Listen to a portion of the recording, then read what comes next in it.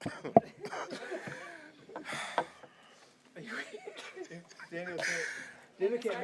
evening, everybody. It is Tuesday, September 16th. It is 6:30. At this time, I would like to call our City Council meeting to order. We will start with Pledge of Allegiance, and invocation will be given right after by First Ward Councilmember Arlene Robinson. I pledge allegiance to the flag of the United States of America and to the republic for which it stands, one nation, under God, indivisible, with liberty and justice for all. Good evening, everyone. Thank you for coming out today. I have the opportunity to do the prayer today, but I would like to reference that those that may not believe in Jesus Christ, please worship in the way you see fit, please. Heavenly Father, may everything we do begin with your inspiration and continue with your saving help. Let our work always find its origin in you and through you reach completion. We ask this through Christ our Lord. Amen. Amen.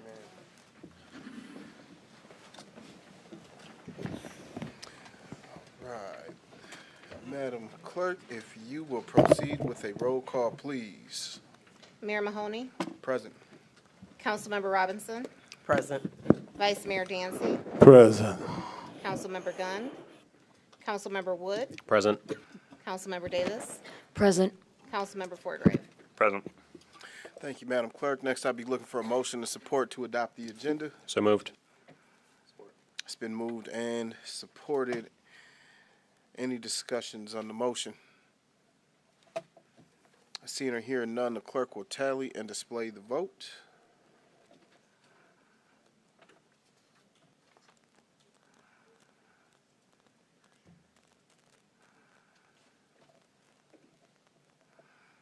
All right, item passes 6-0. And so our agenda is adopted. That brings us down to presentations and proclamations. And item A is an environmental action plan presented by members of the city's Environmental Commission. Come on up. Good evening. Hi, good evening to everyone. Thank you for having me. So the goal today is to give an update on our annual 2024 Environmental Commission report called the Environmental Action Plan. For those of you that don't know me, my name is Kelly Casimir. I am our Environmental Commission Chair. I've been a member of the Commission since its inception in 2018. And so just to go through an overview of what our talk today will entail, if I can. Down arrow. Thank you. Thank you. All right. So what I'd like to do is start by giving a sense for the rationale for this work, as well as what will eventually become our conclusions and recommendations. So this work began in 2023 with the mayor's sustainability pillars that I will tell you about in a minute. We also, in 2023, received an evaluation of our environmental action plan by Graham Dietrich of Michigan State University. And so I'll tell you a little bit about the results on that. Then I'll walk through just an overview with some examples of the 2024 environmental action plan. And then as well provide some updates to the work that we've been completing in 2025.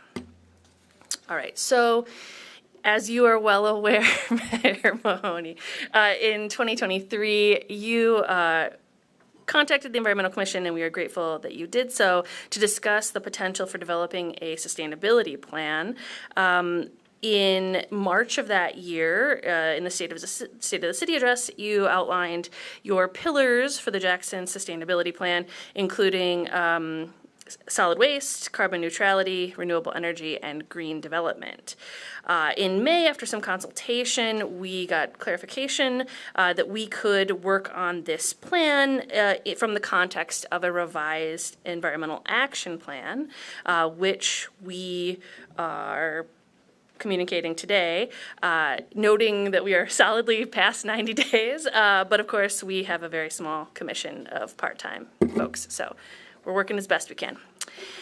All right, so at this time also, we were contacted independently by a graduate student in environmental policy and data science. He was a master's student who is now currently pursuing his PhD at University of Michigan, Graham Dietrich. So he compiled our environmental action plan at the time, along with 9 communities in Southeast Michigan. And he evaluated them on a series of metrics that are kind of widely established public policy evaluation tools. You can see some references down there if you're interested where this comes from. But he gave us then a breakdown of the process and plan quality so that we could kind of compare ourselves to peer communities and see where we would possibly be deficient. Here are at least in one view, the results of this investigation. So he rated us over 2 general areas. On the left, I'm showing you the criteria progress, and then on the right is criteria quality. Criteria progress can be evaluated as something like how well the plan is being realized from a scale from like the thinking stages to the doing stages. The outcome criteria quality has more to do with kind of the professionalism of the document, how complete it is, how detailed it is, how actionable it is, how specific it is. He evaluated across a number of different features, so distributive justice, procedural justice, municipal waste, biodiversity, green spaces, climate resiliency, public transportation, walking and biking, energy efficiency, clean energy, greenhouse gas emissions, air quality, and water quality and quantity. And so just as a general evaluation, we were not great, which makes sense because we are, extremely part-time volunteers. But what the evaluation did note was that there were areas of deficiency that we felt like we could address in collaboration with the sustainability pillars of the mayor's proposal. Breaking this down a little bit further to give you a sense for what was being evaluated and how we scored more individually. So for the overall progress score, we were strongest in kind of awareness of issues and least strong in analysis of kind of data and what we getting a sense for where our community actually stood, and then we had an intermediate grade for the actions that we were recommending. In terms of plan quality, we got lowish marks across the board, with our weakest being information base, so having the appropriate information to being able to make environmental action plans. The strongest was in our recommended actions, but again, there was a lot of room for improvement across the board. All right, so we were then plotted compared to other communities. So you can see here we scored the worst of all 9 communities, which is, there is something to the fact that we do have an environmental action plan. And so these were communities that also had an environmental action plan, but were not being compared to communities that did not have one. So take that information as you see fit. But we'll see, we had a lot of room to grow and a lot of opportunity to learn from peer communities to try to improve. So what we decided to do then in May 2023 was we set about updating our environmental action plan to try to flesh out the document to include more emphasis on the mayor's sustainability pillars, as well as to include recommendations from the MSU plan study. We also took the information that was provided from the document, which graded the Kalamazoo Community Sustainability Plan really, really highly. So we studied that document to try to identify what was working really well in their document and try to apply some of that to our community's document. And you can see here's some information from the Community Sustainability Plan of Kalamazoo. So they have accessible, complete kind of transportation network, affordable, efficient city, healthy, prepared communities, green circular economy. These are all things that we drew from as we built this new sustainability plan. I will note, and eventually I will recommend, that you can see there's quite a bit of people that are going into this effort to make such a high quality and professional plan. And so we would recommend, if we would like to have a plan that is as high quality, we would need some investment and some additional people power. Okay, so in April 2024, we had concluded our process, and as a commission, we unanimously approved our updated environmental action plan, submitted it to the city manager for council evaluation, and I am here now presenting this to you. You should have access to this document, and I do not want to read the document to you, but just to give people a sense for what it contains. So it has chapters, and within these chapters, we've attempted to increase some of the detail regarding areas that we were deficient, like air quality, biodiversity, and climate resilience were areas that we knew we could expand. We then used the system of organization proposed by Graham Dietrich to reorganize the contents of our plan and serve as the basis for its expansion. So as you can see, we have water resources covered with water quality and quantity. We go into air quality, both in terms of like air quality index as well as greenhouse gas emissions, energy management, thinking about things having to do with clean energy and energy efficiency, transportation, thinking about sustainable transportation, human-powered transportation, climate and weather, so climate resiliency, extreme weather events, ecosystems, green space, biodiversity, solid waste, decreasing municipal waste, environmental justice, community involvement, and equitable distribution of environmental resources. So what I'm going to do is I picked out a couple of examples to try and give you a sense what these sections look like so that you can see the general framework that is replicated across virtually all of these. So one highlight that I pulled out was Chapter 2, Air Quality, the Section 2B, Reduced Greenhouse Gases and Other Gaseous Emissions. So in each section, this is broken down as the Dietrich model suggests. So having an information base, vision and goals, objectives section, options and priorities, actions, and then implementation and monitoring.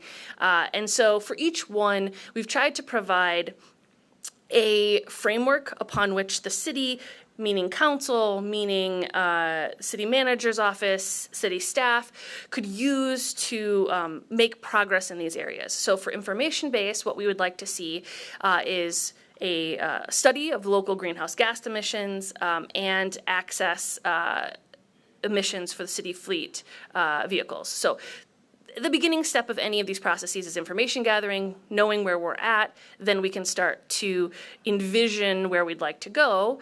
So kind of giving you an example here. So if we had information and we decided to move to the next step, so identify opportunities and approaches to incentivize transition to low and no carbon emission appliances, heating and cooling systems in residences, businesses, public buildings, and electric vehicles. Create a plan to transition the city fleet to cleaner fuels and electric vehicles.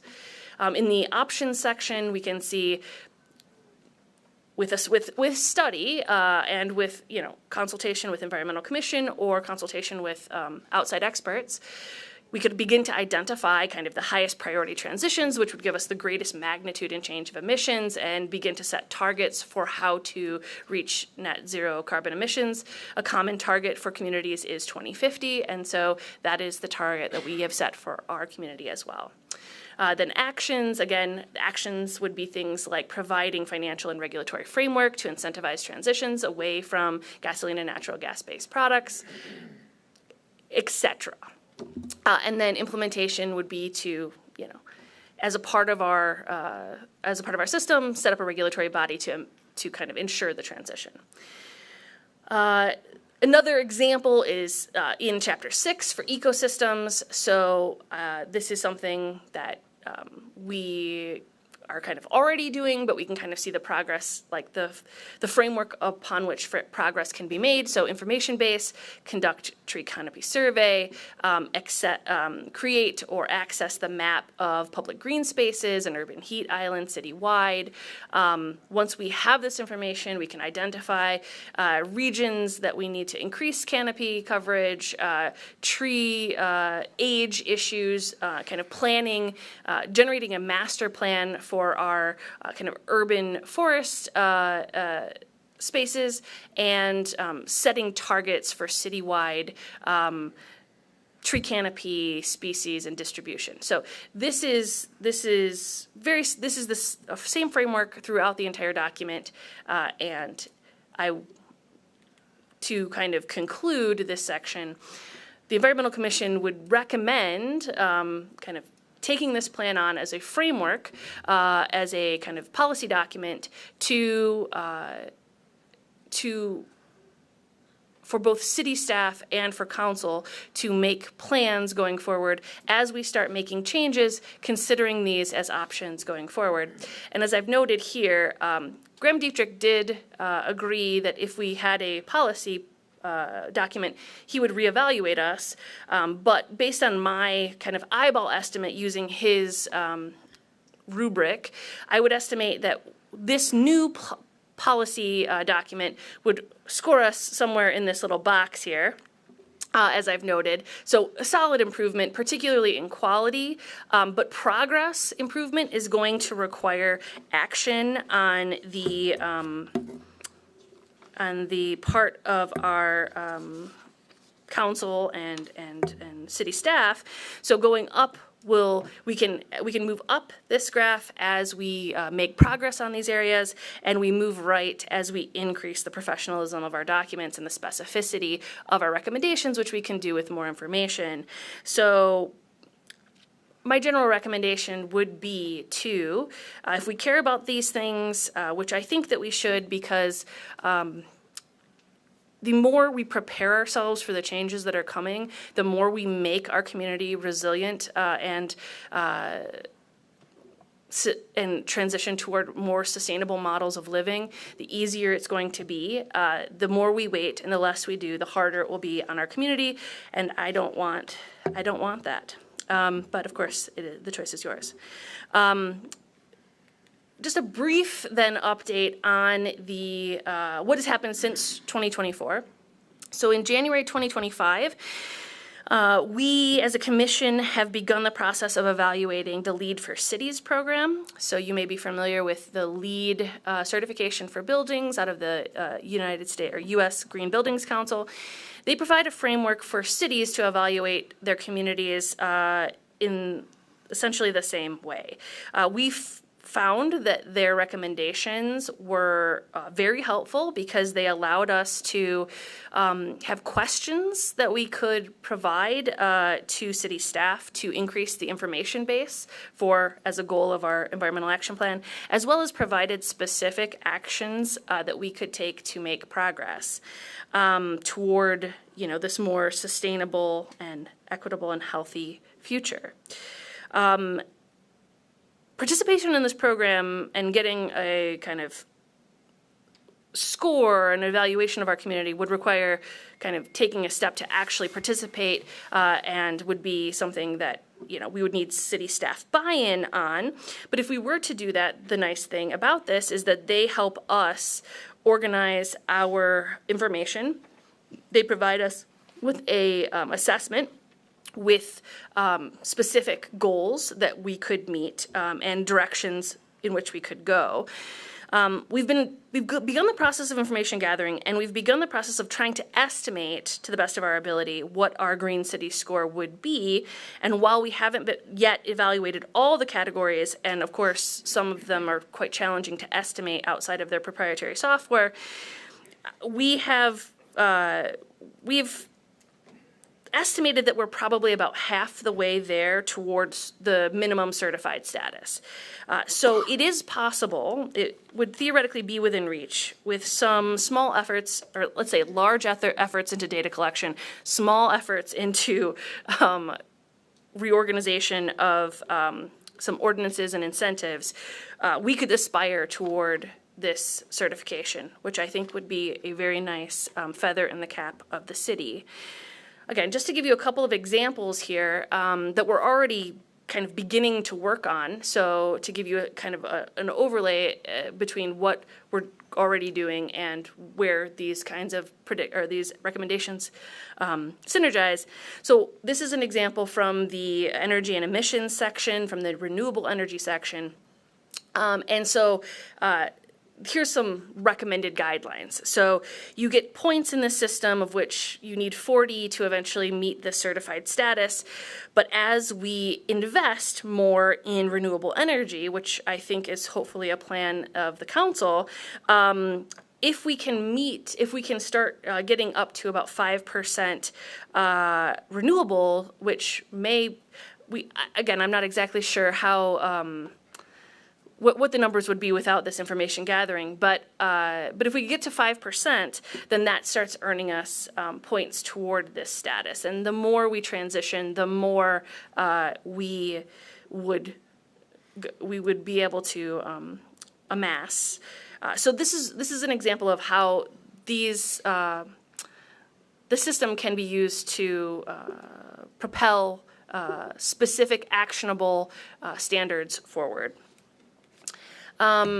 Just two other examples that are already, I think, points of pride for our community. So in the transportation and land use priority site section, the infill and brownfield development, I suspect that our 100 Homes project would likely help us earn points in this section. And in the natural systems and green spaces section, our effort toward a tree canopy survey, as well as the development of a forest master plan, which I understand is underway, would also help us gain points in this section. So while we are already making progress, and the Commission is grateful for efforts in this area by Council, this framework hopefully could be used to help us identify low-hanging fruit that we could then make priorities as we're kind of taking this transition over the next years and decades. I will also just introduce an option to you, which is that the Lead for Cities program has a local government leadership program wherein we could apply as a community. I think we would be competitive, and they would provide a lower, I think, discount, but a significant discount into this program. They would provide us staff support, training, networking, and financial assistance for participating in the program, and they would help us get this information and organize it so that we could begin evaluating our community and moving toward Green City status. That is all I have for you. So I really thank you for your time. Thank you for having me, and I'm happy to answer any questions with any time I have remaining. Council, first of all, thank you very much. What questions do we have, Council?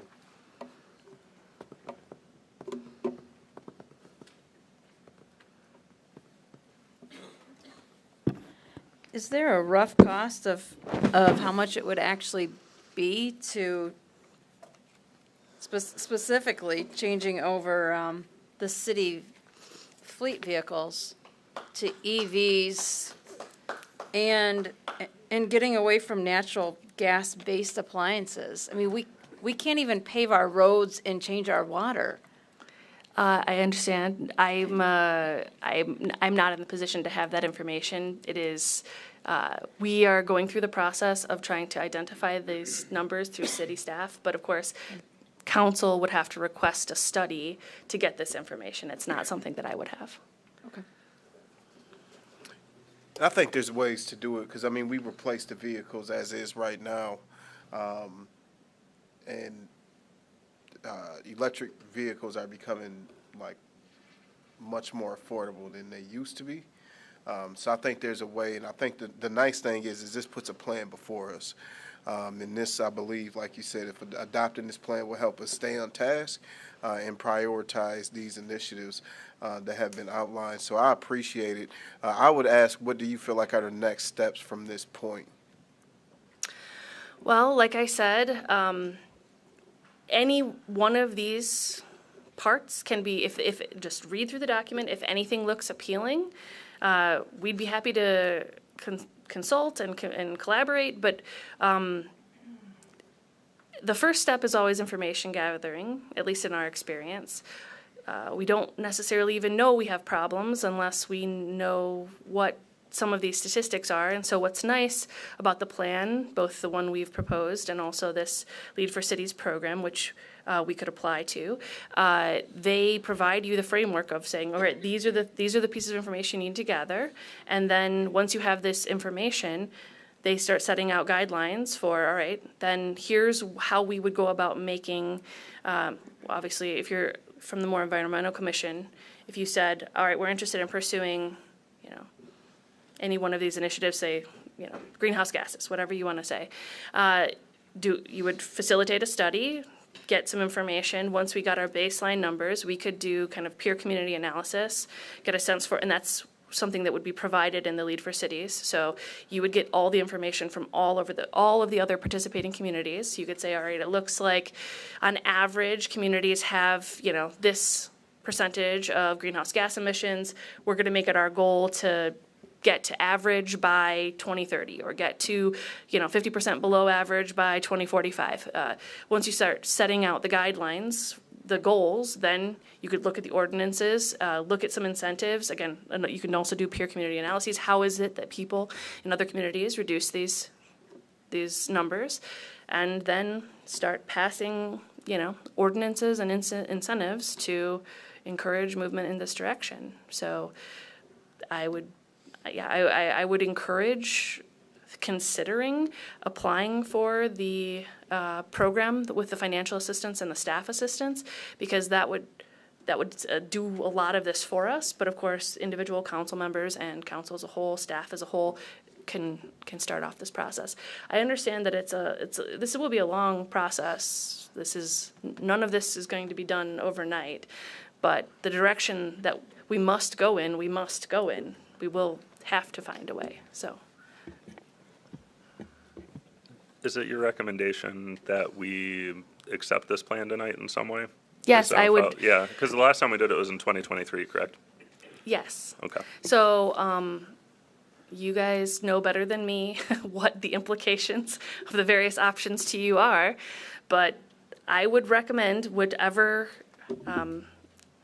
It's more important that you each kind of look at this document and consider moving forward on these options than anything else. I mean, if it appears on the website as it has, that's great, but that does nothing if none of that comes into this chamber. So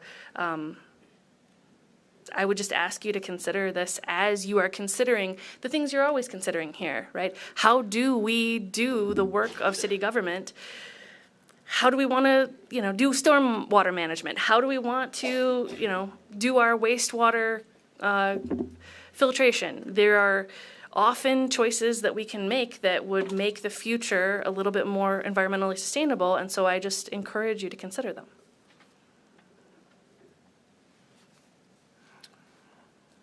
Council, any other questions, comments, concerns?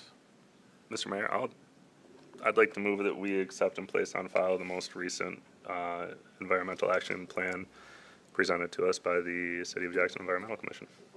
It's the least we can do. Support. It's been moved and supported. Any discussion on the motion? I personally would need to look into a few more things before I would be willing to put that. I'm not comfortable saying either way. I think some things are good, but I would need more information on several details before I would vote on that. Okay, well, the unfortunate thing is there's a motion in support, so we will vote on it, but you are welcome to share your sentiments, and that's a fair statement. Any other comments, questions, or concerns? To clarify, my understanding is the motion is to place on file. Yeah. So I'm happy to vote yes on placing something on file. I mean, they did the work, and it's very appreciated. Okay, Thank you. Seeing or hearing none, there's a motion and support on the floor. Madam Clerk, if you will tally and display the vote, please.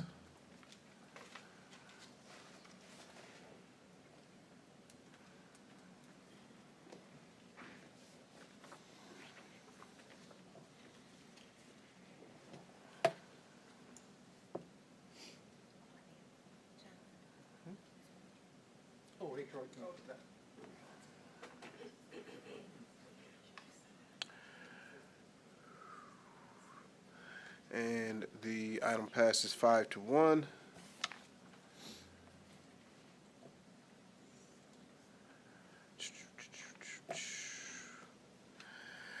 Brings us down to item number 6, public hearings. Meterless parking, all these. Okay. I am looking for a motion and support to open a public hearing of necessity for the downtown meterless parking system. Support. It's been moved and supported. Any discussion?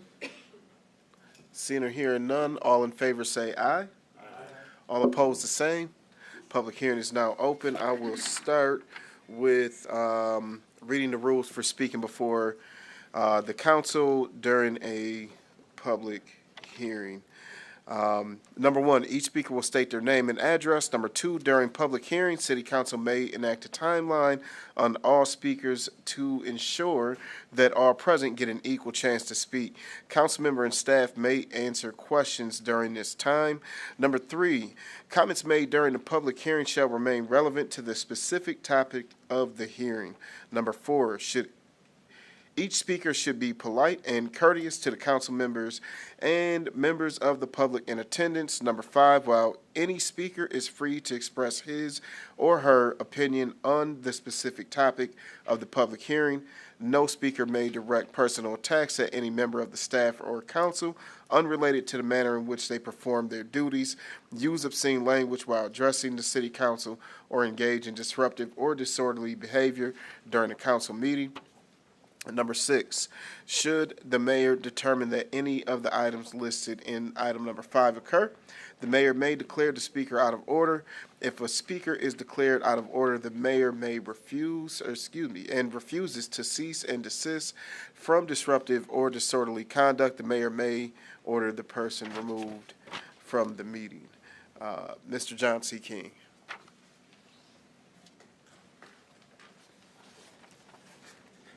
Thank you, Mr. Mayor. John King, 203 3rd Street here in the city. Fortunately, I can talk more relaxed and slower with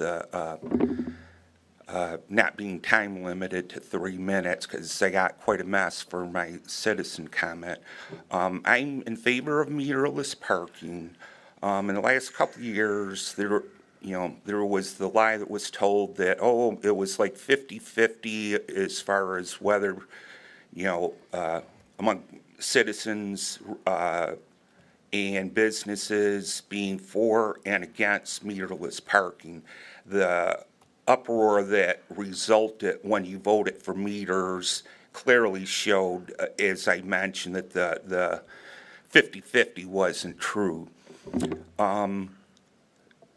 For Candy's Busy Bee Cafe, when she complained about like her sidewalk and some issues like that, that wasn't having to do with metered or meterless parking. It had to do with how the city was maybe neglecting certain areas, allegedly because they were spending, had to spend all their money in one part of downtown. It's with uproar, it's clear that people and businesses much prefer meterless parking. I know like the local businesses, the DDA, I think the Chamber I think it was in closed meetings, not available to the public, but apparently there's a plan. I think there's going to be adjustments to like fines and all the different things regarding parking. So hopefully with all that, things will be settled and we'll have meterless parking for the future, for the long-term future. That's what I would like to see, is meterless parking for the long-term future. Thank you.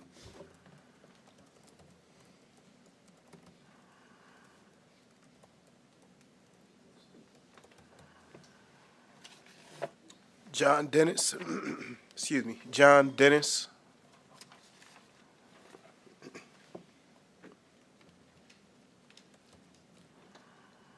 Hi, my name's John Dennis, and I represent the Grotto Temple Association on East Washington Avenue in Jackson, Michigan. And first of all, I'd like to thank for your cooperation last year in voting the meters down. It would have been devastating to our business, and we might not be open today because of it. We have a very elderly clientele, and they're not going to walk 5 car stalls away, put a credit card in, and try to figure it out. And, I went to several meetings, and the mayor was nice to have one with us.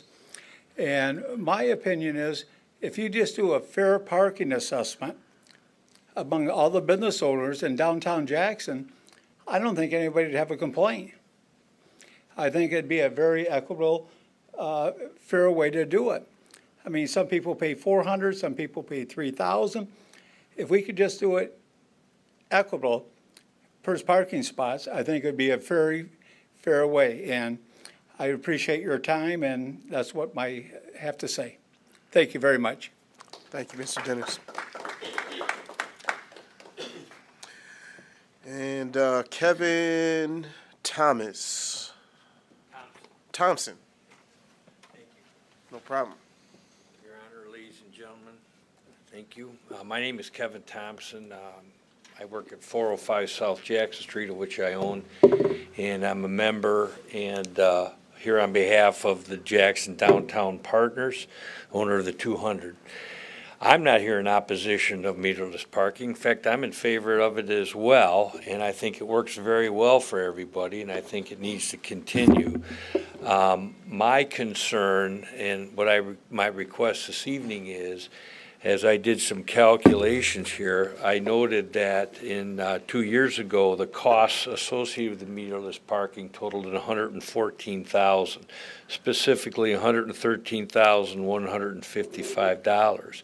The projected cost for this next year is $238,375. Now, that's a tremendous increase. That's an increase of roughly 45%. So my only request, and the 200 is, not in opposition of paying its fair share. The city has been very good to us, by the way. Jonathan Green has been very cooperative. Engineering department has been very cooperative, and we're very happy with everything in downtown. My request, just as from a cost standpoint, is that we be provided some basis underlying this 45% increase in costs over the last 2 years. And other than that, you won't hear any objections from the Jackson Downtown Partners, nor any poor language from me in that regard. So thank you very much, everybody. Thank you. Jonathan, do you think we could get a light explanation to the increase? Yeah, so the expenses, this fund doesn't make a ton of money, Kevin. We take in money, save it up, and then spend it. Take in money, save it up, and then spend it. So what you're seeing is a cycle of us putting the money that we've saved up out onto the, I would say street, but the parking lots to redo. So I can't remember explicitly what the projects are, but all the money just goes back into the system to either stripe, seal coat, or redo the parking lots. Is it an issue of? And plow them. Oh, of course. And plowing's about $90,000 a year, Yeah. so. Well, and the two-lane streets have helped that out, but Yeah. is it an issue of some downtown owners not paying their assessments on an annual basis? No, everybody. That's pretty good? Yeah, everybody Okay, pays, yeah. all right. Well, if there's some, further substantiation of that, I'd appreciate it. I'm not, certainly there's no accusation on my behalf that there's something We can get you odd. something. It's just a huge increase, and it just caught my eye when I did the math. We can get you something via the DDA, because this comes So up to the Jonathan, board. would you summarize it as saying that the system just was not funded enough to begin with, and therefore this is an attempt to fund it at a more adequate level? Couldn't have said it better myself. All right, Okay. thank you very much. No problem. Thank you, everyone.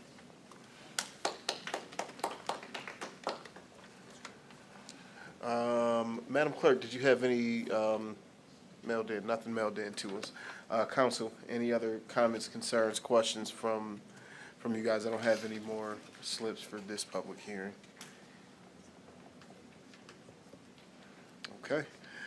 Seeing or hearing none,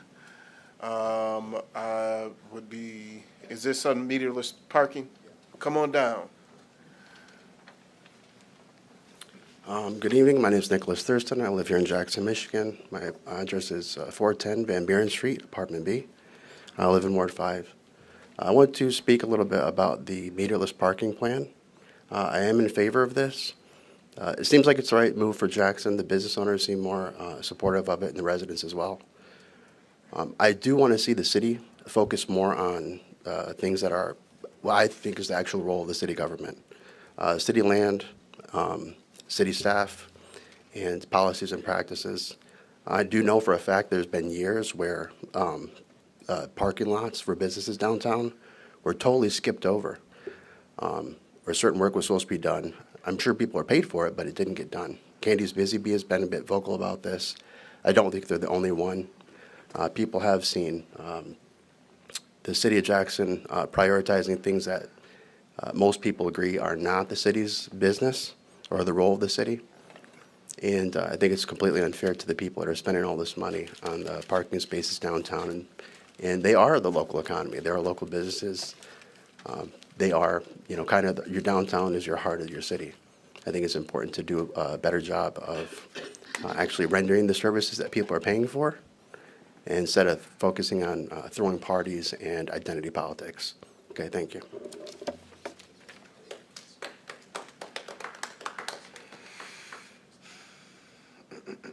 Be looking for a motion and support to close the public hearing. So moved.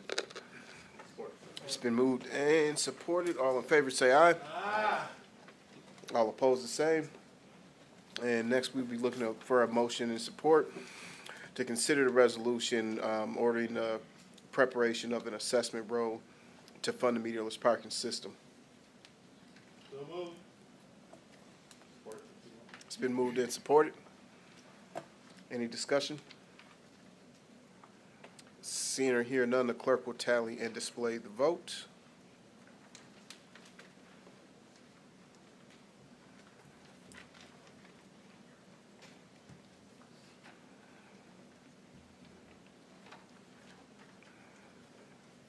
Item passes unanimously. That moves us to item B, looking for a motion and support to open public hearing to receive citizen comment for the city's Community Development Block Grant and Home Investment Partnership Performance. So moved. It's been moved and supported. Any discussion? Seeing or hearing none, all in favor say aye. Aye. All opposed the same. Public hearing is now open. I have no written slips until now. Come on down. Introduced myself earlier. I wish more people would talk about this stuff, but can somebody provide a bit more input on what work was done with the latest round of the home ARP grants? City manager, any staff, any of the mayor, anybody? That's just I'm sorry, are you asking for just like a brief overview of Yeah, a what the brief item is? overview of what or- work was done in the last Is that- round of grants and partnerships. Corey can talk about it. Yeah, that's fine. But we're talking about for this year, so I don't know about. Yeah. Back in the time machine does for us.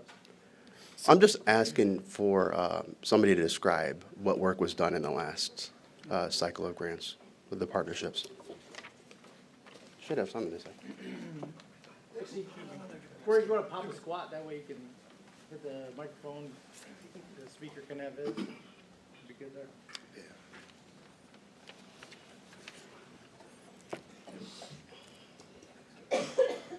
Good evening. I appreciate the chance to answer that question. If I can ask for some clarification, you mentioned Home ARP specifically. Do you mean just that funding bucket or all of our HUD money in general? The grant funds that are being discussed at this particular public hearing, what did you do in previous years? If you could please describe that. Perfect. All right. So we're going to talk about CDBG funds. That's Community Development Block Grant funds. Let's talk about that first. Okay.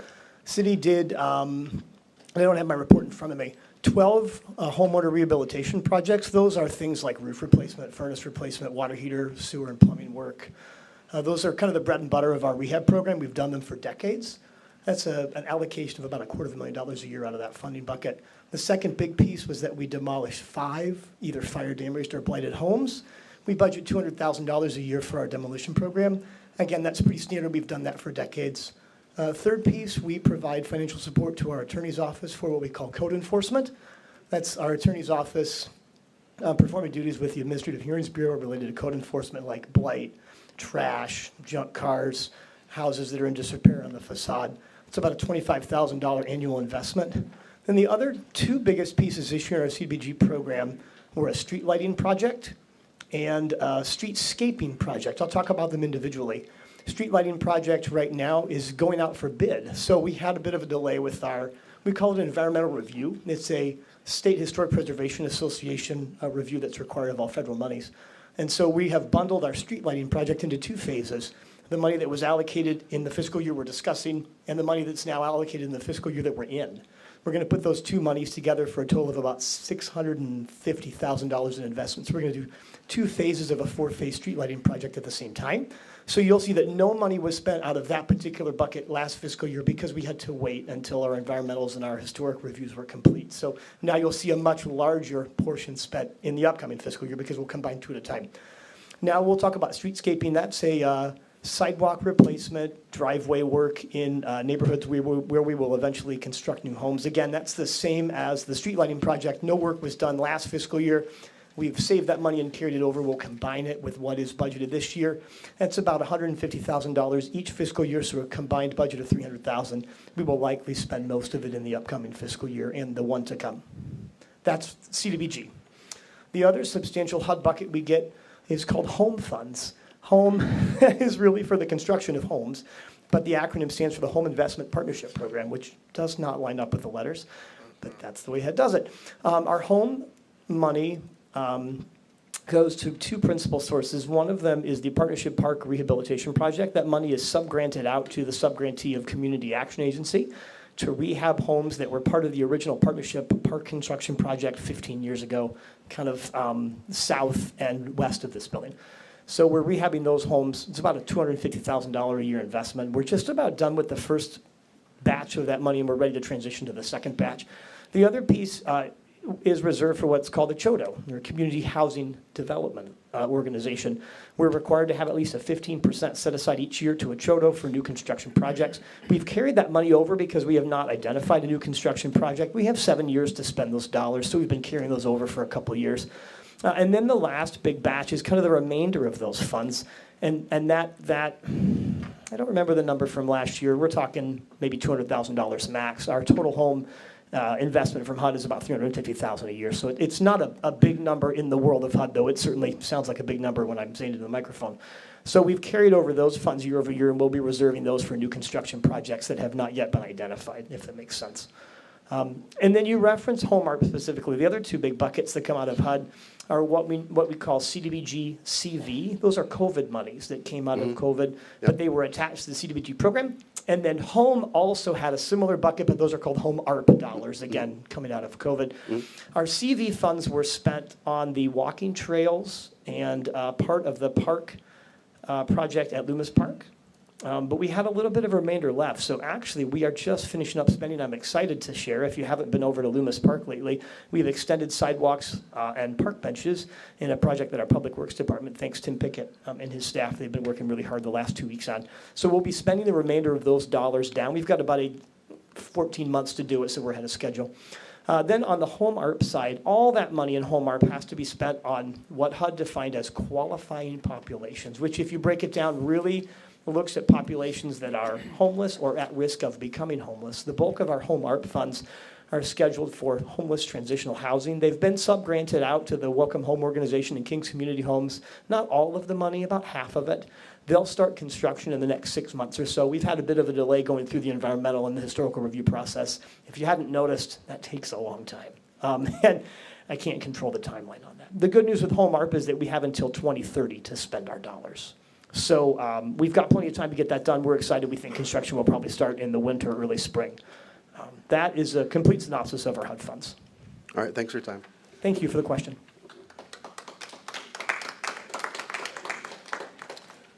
Madam Clerk, do we have any written communications?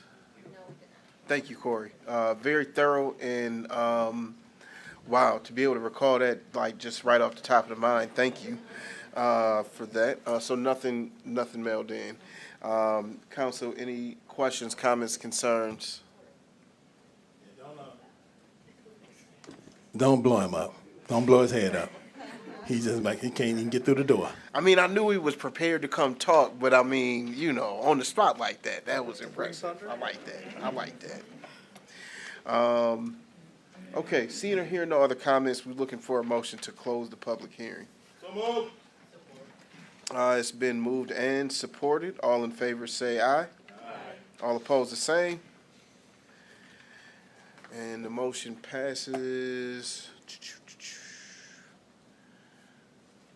And we don't need to do anything else on that, right? Okay, so that brings us down to number 7, citizen comment portion of the meeting. I will start as we start every other citizen comment portion of the meeting by reading the rules. Number 1, each speaker will state their name and address prior to addressing council. Number 2, each speaker is limited to up to 3 minutes during the citizen comment portion of the meeting.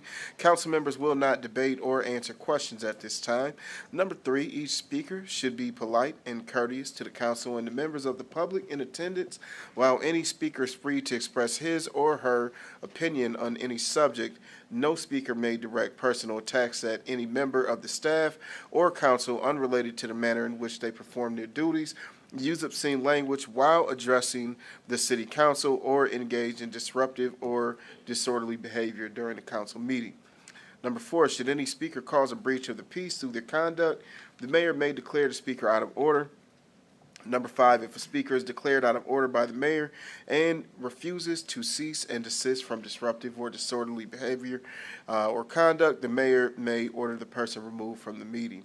Each speaker may speak once under public comment and may not yield their time to others. Jennifer Smith.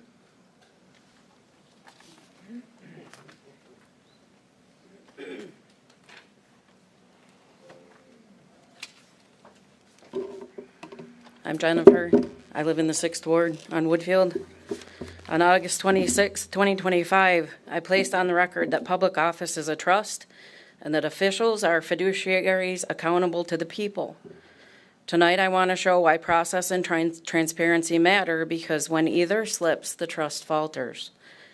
At the August 26th special meeting for the treasurer appointment, council appeared to treat a vote on an amendment as if it were the final appointment itself. But under parliamentary procedure, an amendment only changes or substitutes the wording of the main motion. It does not decide the motion. For an appointment to be valid, there must still be a separate, clear vote on the main motion as amended. If that step was skipped, or if the amendment was not handled correctly, then the appointment remains incomplete and in need of review. And if I am mistaken in my understanding, I apologize for the inconvenience of raising it. But without the record available, neither I nor the citizens can confirm for ourselves that in itself is a problem. Normally, the public could confirm that this by reviewing the meeting video. But on the city's own website, the most recent 2025 posting is April 29th. And while the YouTube channel is up to date for regular meetings, the August 26th special meeting is not posted. That absence prevents verification and erodes public confidence. This is not an isolated concern. In a FOIA response I received about a recently installed three-way stop near my home, the city admitted the decision was made under a local neighborhood traffic control program, relying on administrative discretion rather than federal MUTCD warrants. Whether one agrees with the signs or not, it shows a pattern. When process is loosened, accountability must increase. Excuse me. The people are not asking for perfection. We are asking for clarity, consistency, and transparency. Fiduciaries act openly because a trust cannot be honored in the dark. I am asking council to, 1, review the August 26 proceedings and state clearly whether a final vote on the main motion as amended was taken. 2, post the August 26 special meeting video to ensure the city's meeting video archive is kept complete and accessible, and reaffirm that policy decisions made under discretionary programs will be documented and publicly reviewable. The people of this community are awake, we are paying attention, and we will not allow neglect or abuse of duty to go unanswered. Additionally, I have a letter that I'll give you, and there's a copy for everybody that has the entire transcript, well, pretty much the entire transcript of this oration.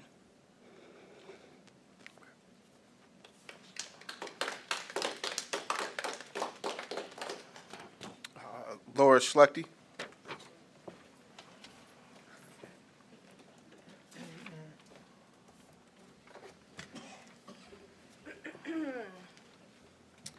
Laura Schlechte, 759 West Michigan Avenue. I'm here on behalf of the Jackson Area Association of Realtors. This past weekend, we wrapped up the first Jackson Curb Appeal project with the realtors and the home builders, and the difference it made is incredible. This took place on Backa Street between Ganson and Clinton Road. One family we helped had serious mobility challenges, and their front porch was unusable. The home builders jumped right in, fixing the porch, siding, roof, gutters, trimming trees, and landscaping. When it was done, the family was in tears. They were so happy. Our realtor volunteers tackled 2 major projects and a number of smaller ones. One house got new paint on the shutters and front door along with yard work. Another was unburied from overgrown shrubs and given refurbished driveway. The end result was that many homes were touched, and even though there was more work to still be done, we accomplished a lot in those 3 days. One of our realtors even adopted an elderly neighbor who needs more help, which shows how this kind of work creates lasting connections. The home builders, and we were glad to see Representative Kathy Schmaltz, Councilwoman Christy Davis, and city employee Corey Mays stop by and see it in person. The home builders donated close to $40,000 in materials, plus their members' labor, such as EPM Ground Services, CB Contracting, and Professional Tree Care, Chad and Nikki Fox. Realtors added about 250 volunteer hours and another $5,000 in equipment, donations, and food. And I want to add, the city provided much, if not all, the assistance we asked for, and the support made it so much easier to get this done. We truly appreciate it. At the end of the day, the biggest transformation wasn't the houses, it was the smiles that we saw on the neighbors' faces. It was truly a very cool project, and we plan to do it again next year. Thank you very much.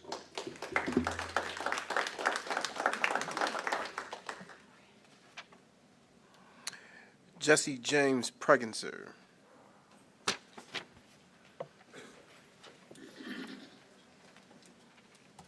Good evening, everybody. Jesse James Pregenser, 1162 Oak Brook East. And tonight I want to talk about Article 1, Section 10, the United States Constitution. But before I get into that, I'd like a moment of silence for Charlie Kirk, please.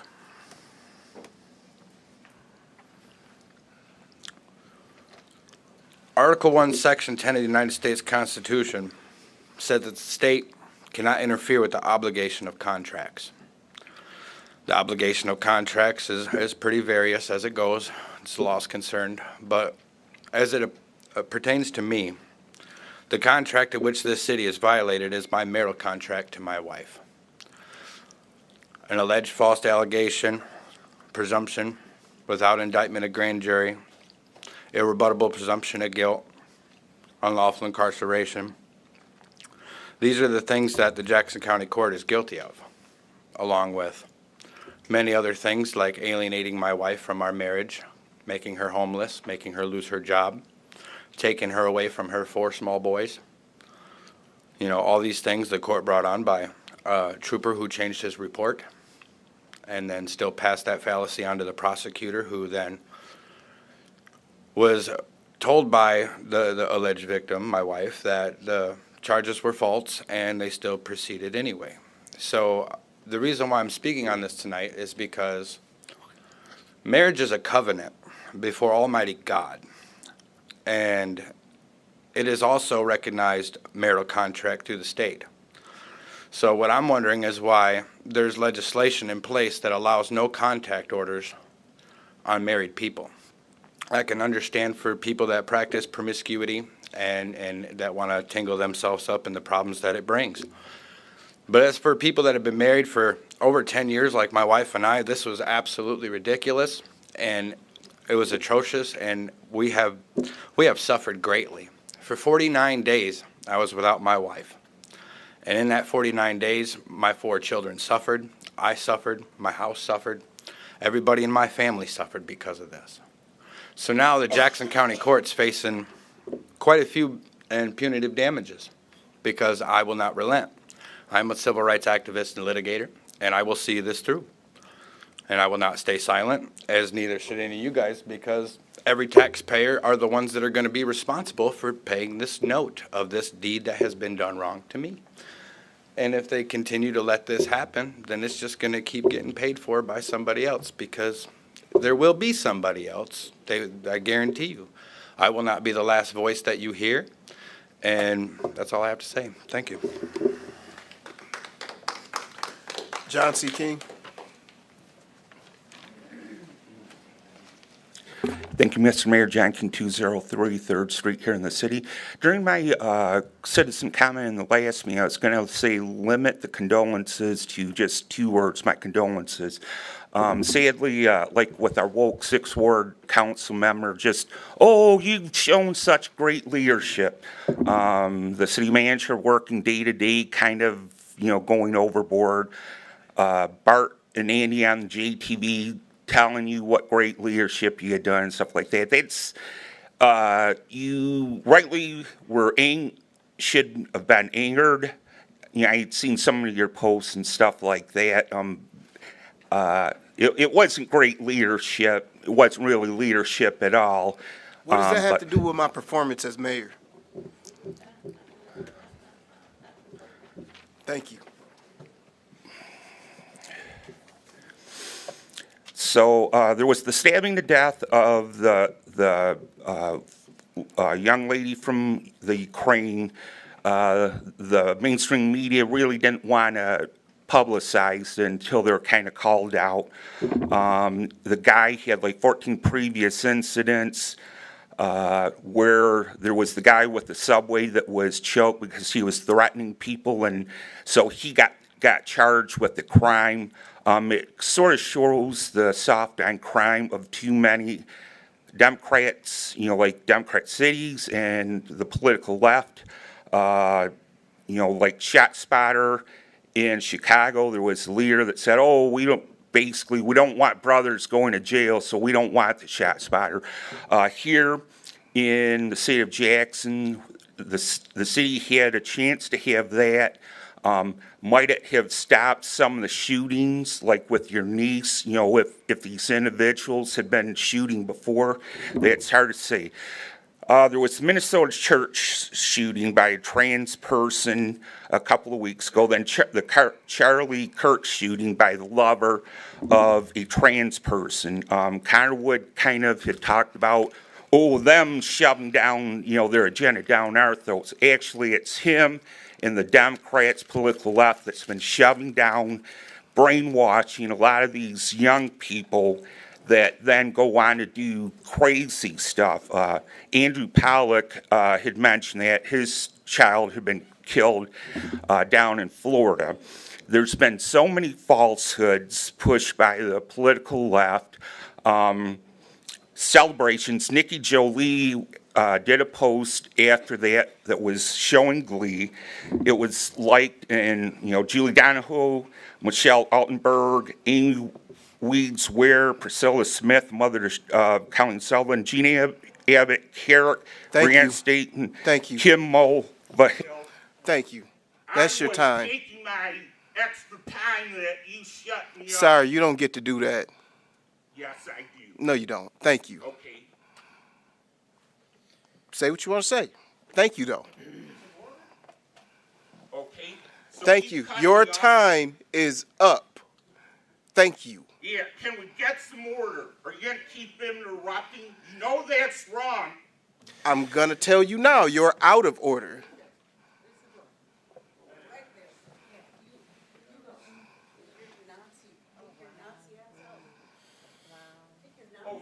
Thank you. Thank you. Thank you. Thank you, Mr. King. Order. Thank you. I'm talking to both of y'all. You're out of order. Appreciate it. Call the next person. Yes, sir, I will. Only because you said so. Miss Kathy Moore.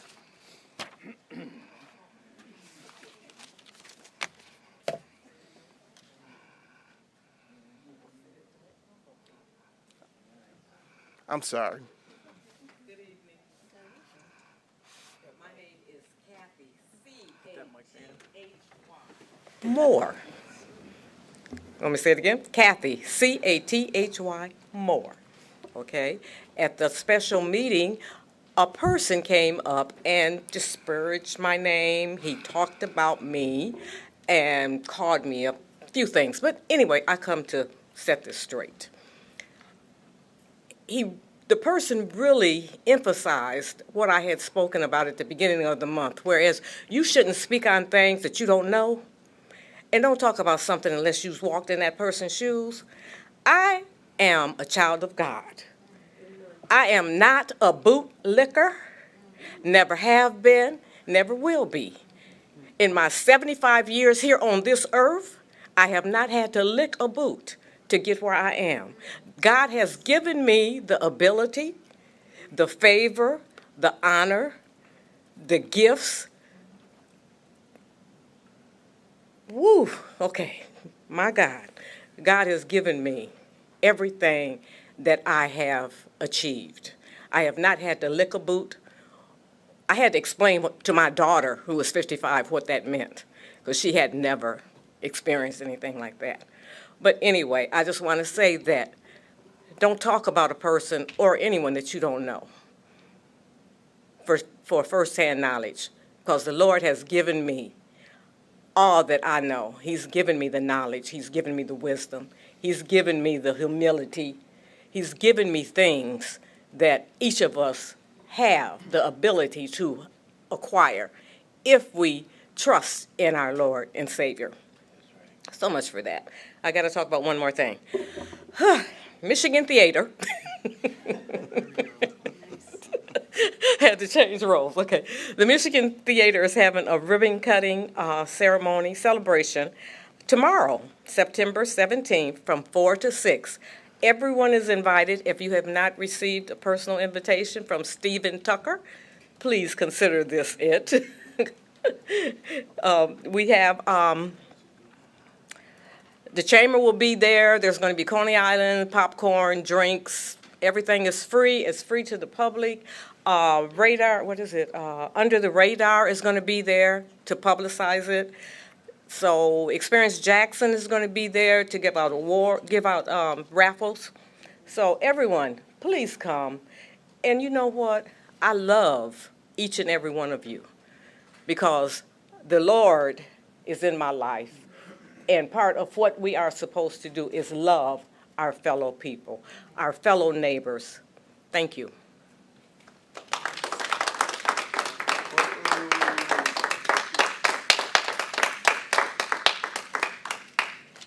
Nancy Smith.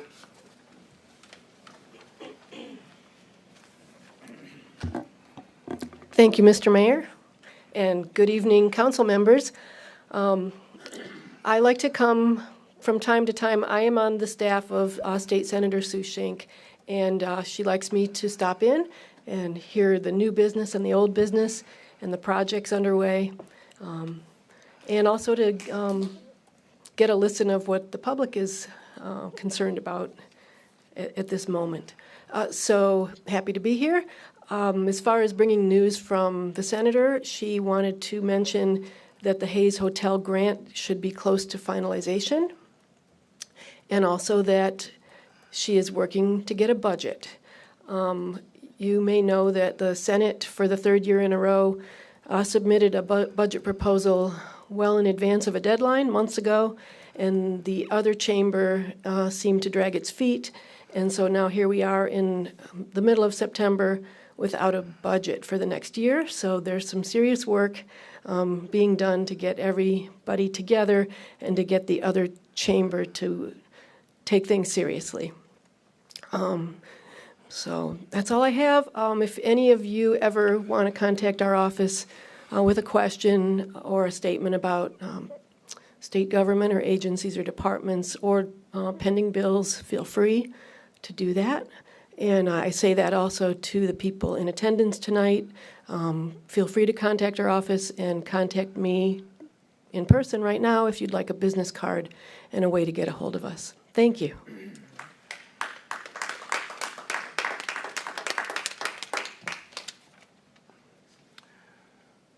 Mara McKay. Did I say your last name correctly? Yep, that's right. Mara McKay, 312 Douglas Street. I just want to thank you as a supporting member of the Environmental Commission that was up here a little bit ago. I just want to say that I think it's really wonderful that you're taking into consideration the future environmentally and what we need to be doing and considering. So I appreciate that you guys took a vote and got that on file, and it's you go forward, you'll continue to read that. But I'm primarily here because Arlene Robinson, my Ward 1 representative, she put forward a nice meeting the other day right in our community at the MLK Center, and I want to give her all the kudos for putting together that meeting, allowing all of the residents, regardless of their concerns and the issues that they came to present, she allowed everyone to speak.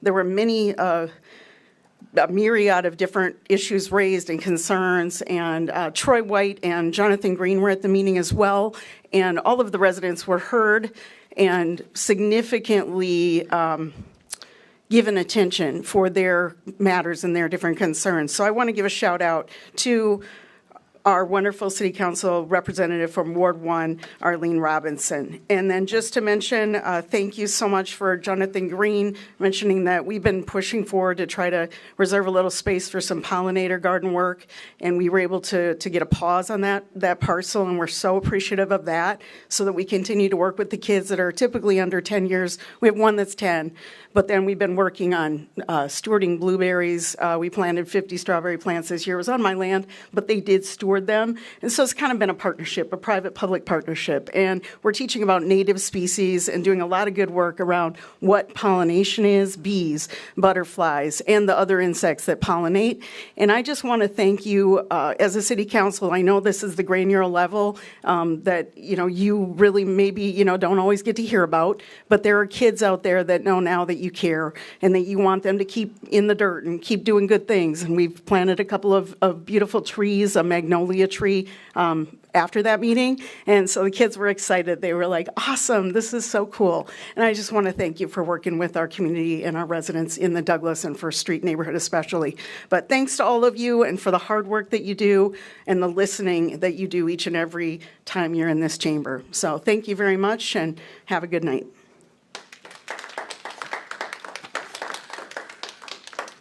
Nicholas Thurston.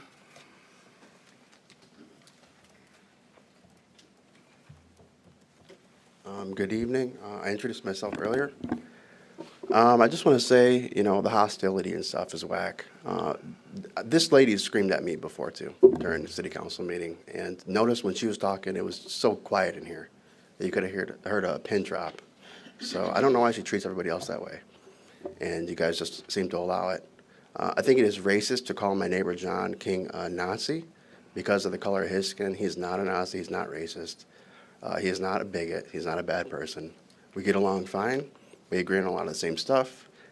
Clearly, very different walk of life, much older than I am, different generation. But, you know, he's informed me on a lot of stuff that happened before I was born. He has life experience that you can't just get overnight. And so I do like to hear from him. And I appreciate his input at the city council meetings. Usually I think he does a good job of sticking to the facts and current events. Earlier, there was a hearing, or a presentation, excuse me, on the Environmental Commission. And they were not able to provide any statistical or scientific data whatsoever. But they did ask for money or help getting money and staff and stuff so that somebody else can do it. And I see this a lot with the city's boards and commissions, that they're occupied with people that are not competent to do the things that they say are so important. You ask them a question, they don't really know what they're talking about. And they're asking for a lot of money. They're expecting millions of dollars to be spent on their ideas, and they can't produce any evidence that there's even a necessity. And I would like to see some changes to that, more you know, open debate or dialogue or questions being asked instead of just rubber stamping stuff. It's extremely expensive, the stuff they're trying to do.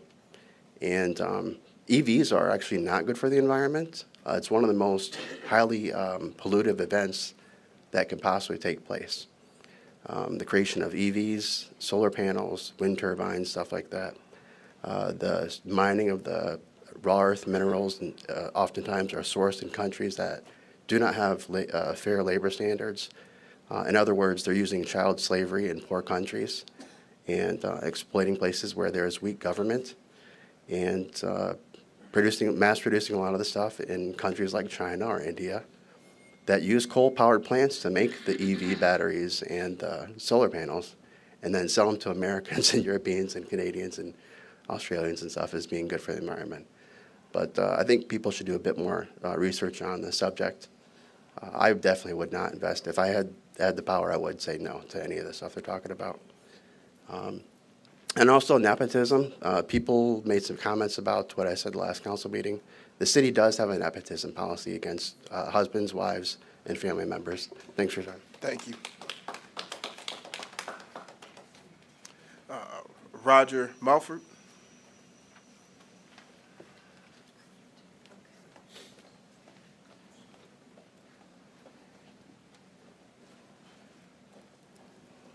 My name is Roger Mulford, and I reside at 5696 Shady Oak Lane, Jackson.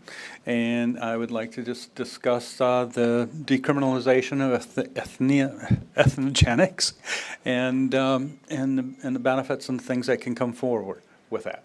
I've been here a number of times. I think I know most of you, and I've supplied, and others have, a lot of information about it, and we've opened our doors to have discussions as well.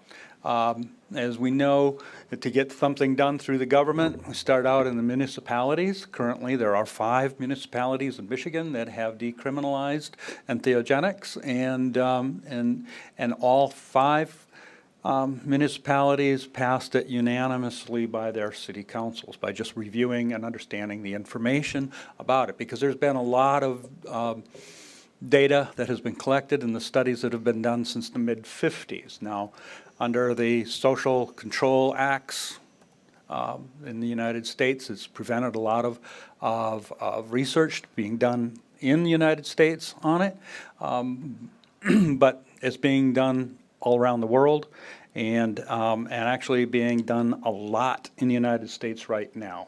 And they're finding out the benefits to it, as we've discussed before, is using it for the treatment of depression, where other drugs aren't working, for PTSD, for our veterans that come back from war. I mean, it goes on and on, and the benefits to it. And all we are asking with the ordinance that we have put forward here for you to review it is to allow us the freedom to possess it, to grow it and to use it. That's it. Not to sell it, set up underground markets. All we want to do is maybe eventually with education we can get it out from the black market spaces. But I would like to invite all of you to learn some more, meet people this Saturday, noon to 3, Lansing at the Capitol. There will be a rally there, and a lot of people will be speaking. There will be a lot of people in the audiences that are for it, maybe even some that are against it, but it'll be a learning experience, and I would like to invite all of you to that. And then on Sunday, hopefully, at the DIAG at the University of Michigan, there will be the Entheogenics conference. Our government has put pressure on the university to stop it, so they said they denied it. It's at court, and there's a court hearing tomorrow to ask permissions to go ahead and have the entheogenic conference at on the DIAG in Lansing. It's a freedom issue. It is, and we should have the freedoms to do this without fear of our government. Thank you.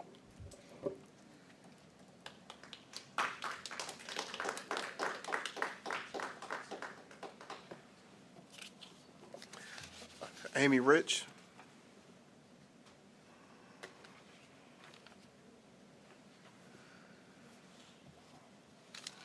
John Light.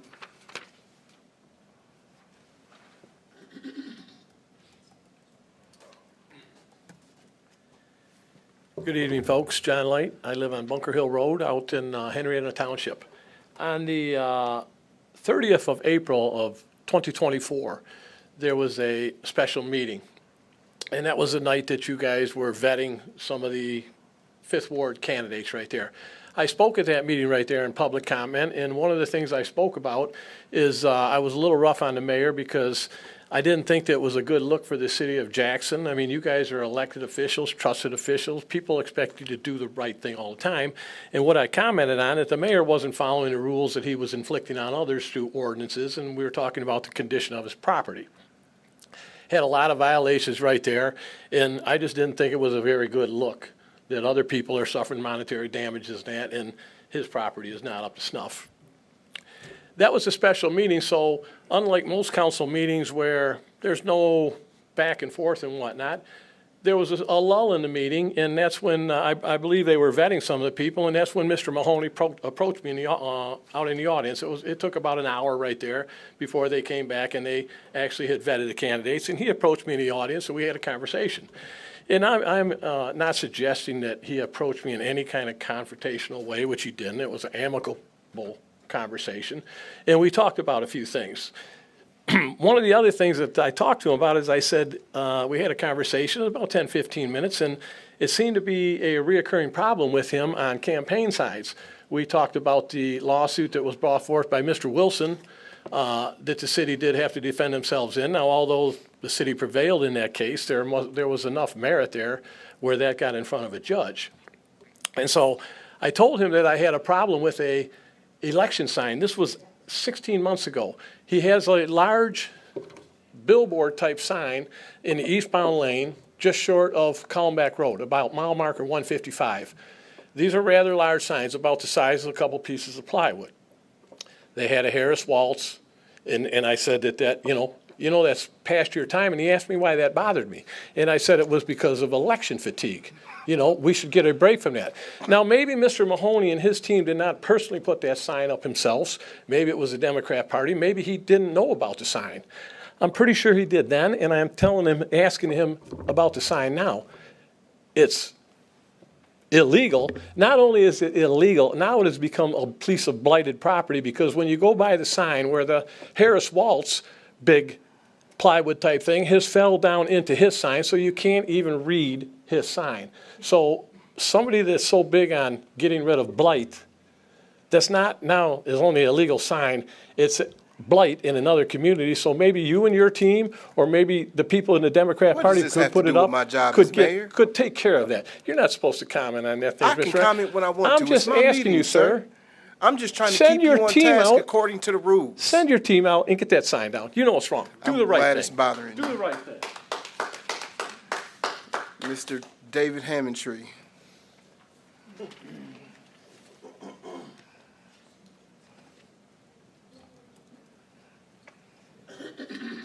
Hi, David Hammondtree, 800 Block, Durand. First, thank you for the work you do. You are appreciated, at least by a few people here. Something happens when individuals are here. I don't know if it's the lights or the YouTube, but it does maybe bring out not the best of us, myself included. But on a practical matter, I want to talk about boards tonight. I'm on a few of them. Yeah, I know. I also praise to the Environmental Commission for tonight's presentation. They're kind of setting the bar. I hope that file is looked at and not just lost. But here's the thing. I'm on 4 active commissions, and only one of those has a full board membership.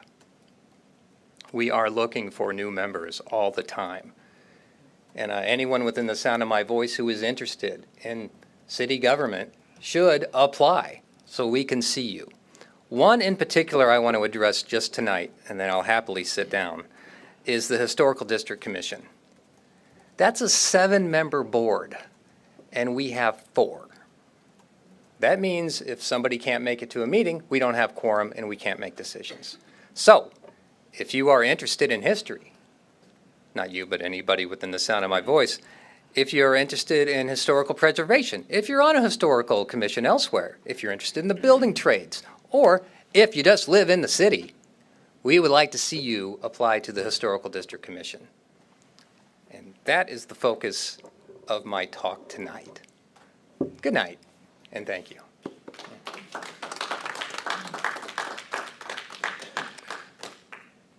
Mr. Hastings.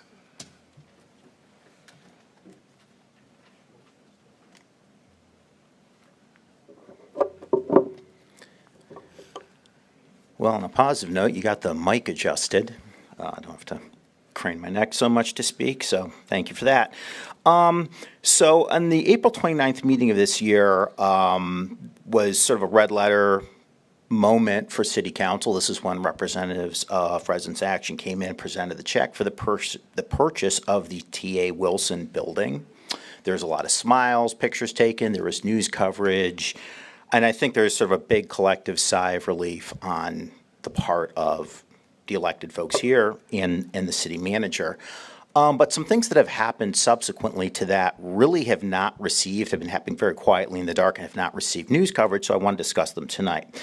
So 3 weeks to the day after the check was presented at City Hall meeting, an announcement was made by Residents in Action on their social media page that the T.A. Wilson was going to be closing their doors as a homeless shelter. And that the homeless people who are there under that roof would be discharged and dispersed into the city until cold weather. So does cold weather mean a chilly night in October? Does it mean the first hard freeze in November, December? I'm not really sure. I'm not even sure if they're sure. Another statement that was made, public statement that was made around that same time, discussed that their intention was to take the T.A. Wilson and develop it into what they call a resident-led community center. The problem with that is that a resident-led community center is not the same thing as a homeless shelter. I was in attendance at the meetings way back at JPS, even discussing the sale. It was always with the explicit understanding it would be developed as a homeless shelter. When it was under your ownership, city ownership and management and jurisdiction, it was the unanimous view of City Council that that was the purpose. Was you were hearing, you had bids, and we're hearing from people who wanted to run and manage it as a homeless shelter. Now, in fairness to you guys, as of April 29th, the disposition of the T.A. Wilson, that's no longer city business. Right, we know that, but homelessness is a major concern. If you look at the neighborhood over there, you see encampments popping up on Austin Blair Bark. I don't know if JPD just taking those down from time to time, or the people are just kind of adrift around in that general area. There's been a surge in homelessness. So I just think it's important to register that when we look at the intention was to have two major facilities to deal with homeless providers in Jackson, and we've taken a major step backward.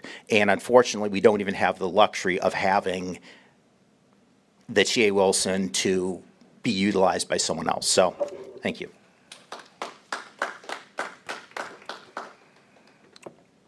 Jeannie Brown.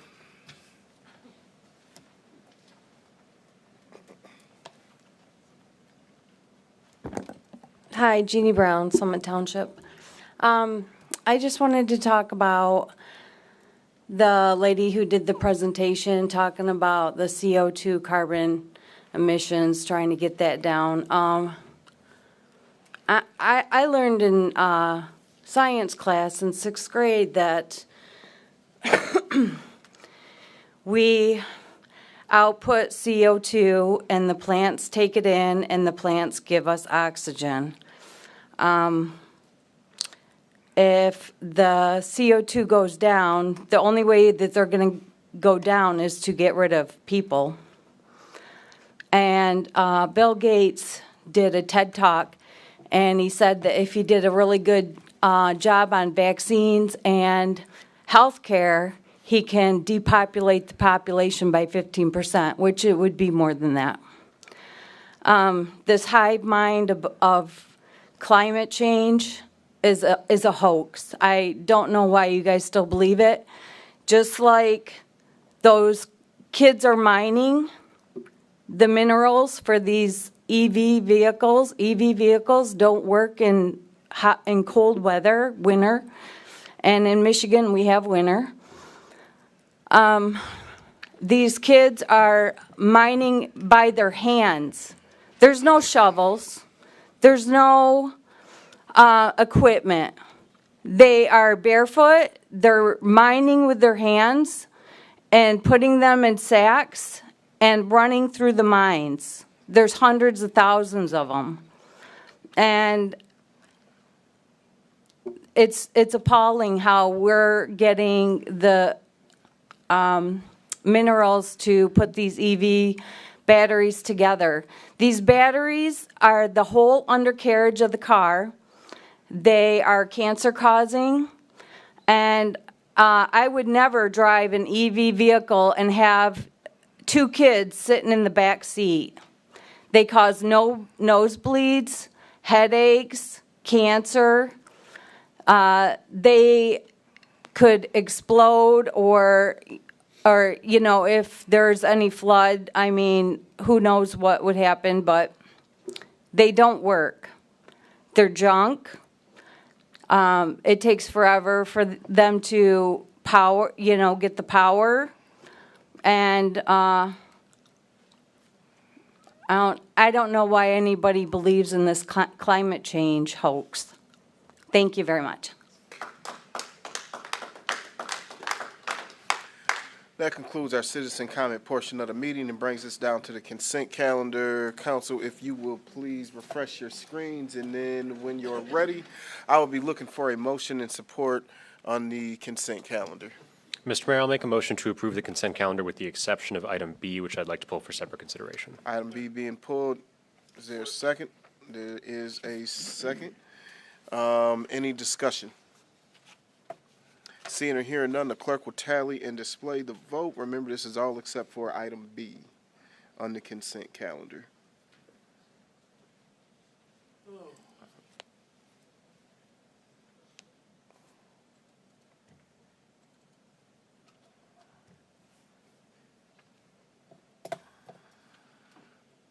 Item passes unanimous. That brings us down to item 8B. Looking for a motion of support on the minutes of the August 26, 2025 special meeting of the Jackson City Council. I move that those minutes be approved as presented. It's been moved and supported. Discussion? Under discussion, we had a public commenter express a concern that we may have taken a vote on an amendment but not the main motion. I don't see any record of that in the minutes. Does anybody remember that? I don't. I would defer to the clerk, and I know that Madam Clerk is generally the one who keeps me on track if there's parliamentary procedure that we've skipped or missed, but I would defer to. The only thing that I can saw remember differently. is, I know that we made a motion to adopt the agenda with a change, but that was part of the main motion. So it's like that perhaps was misunderstood, but if there's something else that we feel like was missing, I'm just trying to see if it jogs anybody else's memory. My recollection is the clerk captured it correctly. Right. That also matches my memory. Cool. That's it, Mr. Mayor. Thank you. Okay. Seeing or hearing no other comments, questions, or concerns, the clerk will tally and display the vote.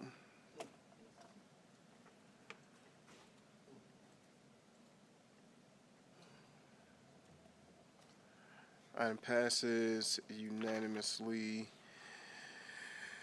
And that brings us down to number 9. We have no other business, so brings us to number 10, new business. At this time, I'll be looking for a motion and support to approve the purchase of 4,000 tons of road salt from Detroit Salt Company at a cost of $90.56 per ton for a total amount of $362,240 for the 2025-2026 winter season through cooperative bidding with the Jackson County Department of Transportation. So moved. It's been moved and support. Thank you. Any discussion? Is the salt more expensive this year, or it's about the same? It is more expensive. It is $10 a ton more expensive. One of the things we do at the end of every winter season is we fill the barn up. So we filled the barn up with last year's prices, and we'll only need to dip into this if we get a bad winter and to fill up for next year. Sweet. Any other comments, questions, or concerns? Seeing or hearing none, the clerk will tally and display the vote.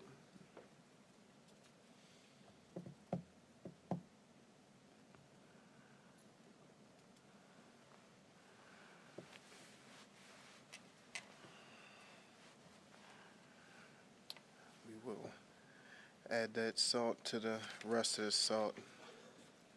Get some pepper and let's Of all the seasonings people choose to be. Okay, item B, looking for a motion and support to approve a change order number 8 to the wastewater treatment plant Clean Water State Revolving Fund 2022 improvements contract with Allied Mechanical Services Incorporated in the decreased amount of $41,147 and authorize the city manager and director of public works to execute the appropriate documents. So moved. Oh, second. It's been moved and supported. Any discussion?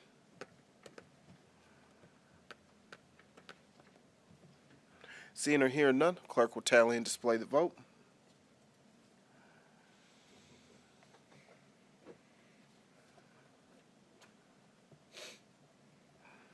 Item passes unanimously. Brings us down to item C, looking for a motion of support to approve the resolutions authorizing participation in partial national opioid settlements for generic manufacturers and Purdue Sacker, and authorize the city attorney to execute the appropriate Michigan State subdivision participation agreement and related settlement documents. So moved. Second. It's been moved and supported. Any discussion on this item? Seeing or hearing none, the clerk will tally and display the vote.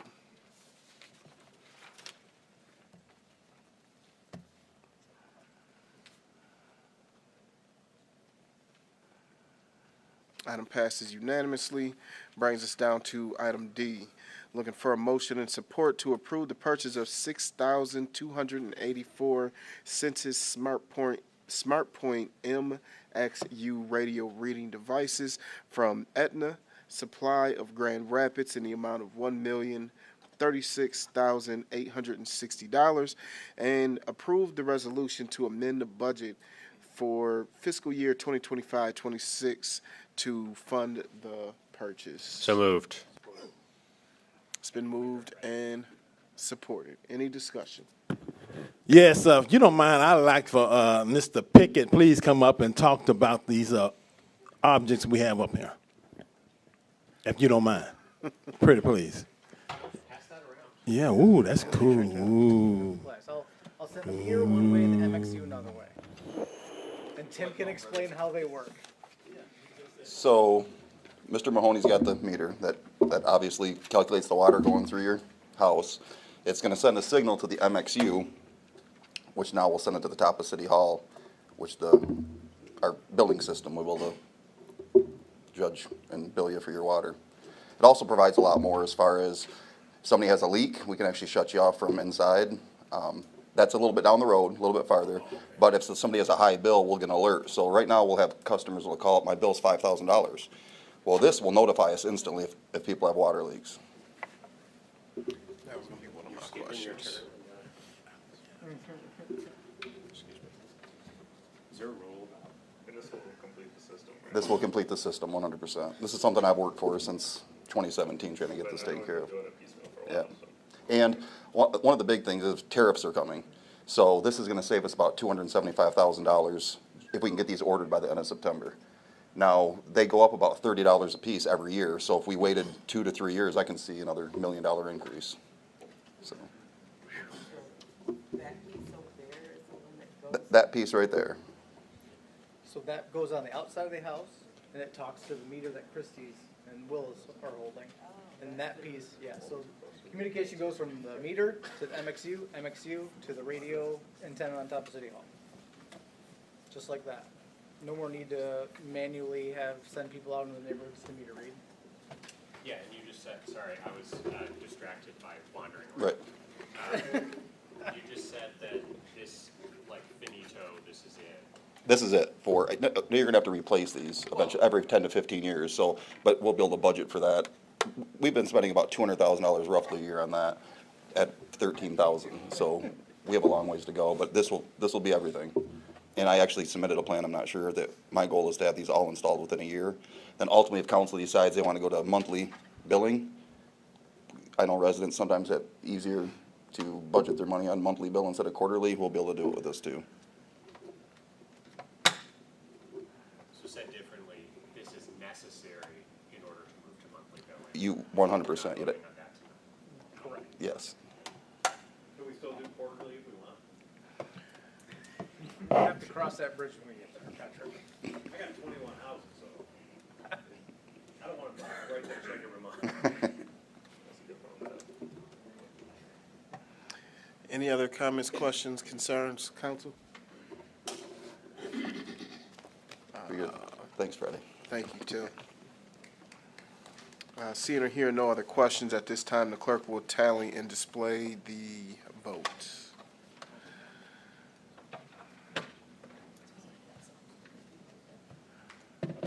Thank you for bringing those. Yeah, I figured it would be nice to see. Yeah.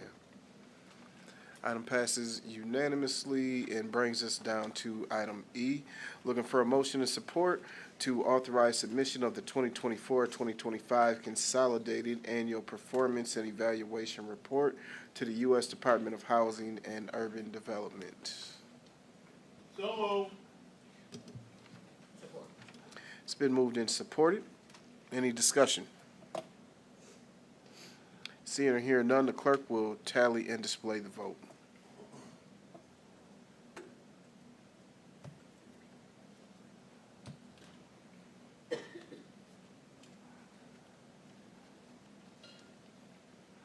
Item passes unanimous. Brings us down to item F. Looking for a motion and support to accept the donation of vacant residential property at Northwest Avenue, parcel number located in the document. Approve the donation agreements and quitclaim deeds. Authorize the city manager and city attorney to make minor modifications as needed, and authorize the city manager and city attorney to execute the appropriate documents necessary. Second. My own ward, Freddie. It's not sportsmanlike. It's been moved and supported. Any discussion? Seeing or hearing none, clerk will tally and display the vote.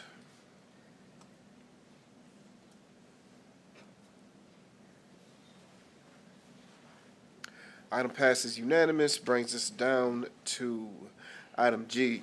Looking for a motion and support to approve a revised base purchase price of $178,000 for homes to be constructed as part of the 100 Homes program. Support. Moved and supported, and Jonathan, could we just get just a quick overview? Yeah, real quick, I won't bring anybody up. The original amount was much higher. If I recall correctly from staff, it was between $10,000 and $15,000 increase that the group was looking for. We were able to talk through them, talk through the program with our contractor Norfolk Homes, and really why we were able to get this to a certain point is actually the next item, where we'll asking you guys to consider hitching our wagon to Norfolk Homes for the balance of our 100 homes. Given that increase in volume, they were able to limit their increase to less than inflation and the CPI and go from $175,000 to $178,000. Doesn't change anything. So instead of it going up $10,000 to $15,000, it only went up $3,000. Yeah, that's correct. Sorry. Probably could have tied that one together better. It's okay. It's all right. It's just so exciting. It is. It's a good thing. Any comments, questions, concerns, council? I was not on council when the 100 Homes was started. I was actually pretty skeptical. I've been really impressed. And one of the things that I was skeptical about was whether our market could support new homes at all, much less at that price. And I think that we really demonstrated yes to both questions. And I'm really happy that we're looking at an increase here that is below inflation. That's a really impressive negotiating job by our city staff. So I just wanted to shout that out.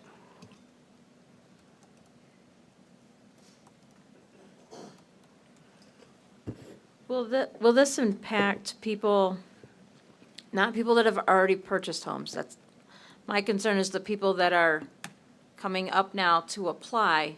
Will this change the amount of what their income will need to be? Will their income need to be higher? I know it's only $3,000, but still. Well, I mean, the most pure answer is yes. If Mishta and HUD are saying like you should only spend 31% of your income on, or whatever percent on housing, so this might take someone slightly higher than it. We hope the difference is so negligible we don't see that happening. But that's the fact of the matter. I don't think anybody could say with a straight face that it wouldn't happen. Currently, we're offering down payment assistance, correct? The city offers $25,000. Sure. There's partners that add anywhere between $5,000 and $10,000. So really, this $3,000 is going to be spread over 30 years as part of the mortgage, right? Yeah. Yeah. Yeah. Okay. Both, yes.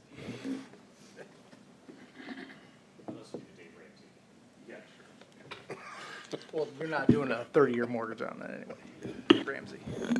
15 years, that's it.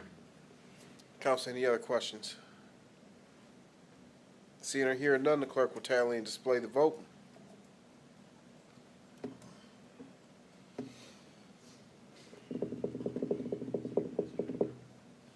And the item passes unanimously, brings us down to item H, looking for a motion and support to approve a revised contract with Norfolk Homes of Jackson II, LLC, for the construction of all remaining new homes as part of the 100 Homes program, and authorize city manager and city attorney to draft and execute all appropriate documents necessary to complete the transaction, including but not limited to a lot purchase agreement and development agreements. So moved.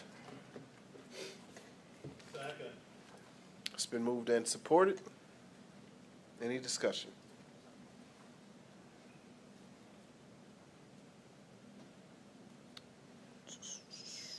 Seeing or hearing no questions on this one, the clerk will tally and display the vote.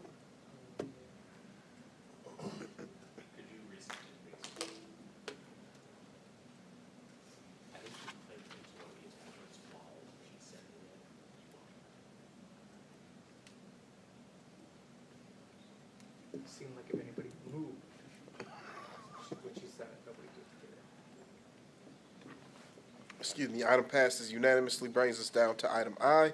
Looking for a motion and support to adopt the first reading of an amendment to section 25.30 of the City Code of Ordinances regarding parking fines, payment, and authority to void parking citations. So moved. It's been moved and supported. Any discussion?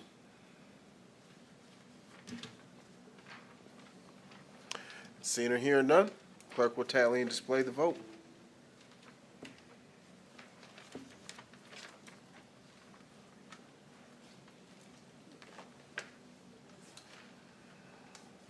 And that brings us down to item number 11. Council member comments. Vice Mayor, kick us off, brother. Thank you, Mr. Mayor, for all of that. Yes, good meeting, entertaining. I learned some things tonight about EV batteries I didn't know, so that's pretty good. I'm happy about that. I'd just like to give a shout out to a person, employee, who done a lot, do a lot in the city. You know, he probably don't want to hear this if he's watching this, but I'm going to just talk about Mr. Brian Taylor for a minute. Mr. Taylor has done a great deal of things in the city. I mean, construction-wise, and he's very knowledgeable in a lot of things.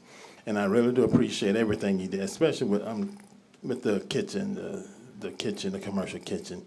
Didn't know anything about the kitchen, commercial kitchens, didn't know what to do, but he was able to get a lot of things done and get it done once we was able to get the right track to get it going and get a lot of things, get it going pretty good.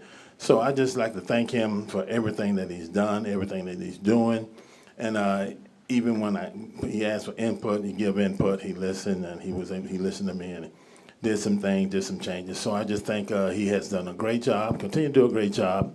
Not only that, you know, with Booth Center and all other properties and commercial things he has done around the city. So I just want to say thank you, Mr. Taylor, for everything that you do. Continue doing what you're doing, making it easier for developers who want to come to Jackson and do things in Jackson.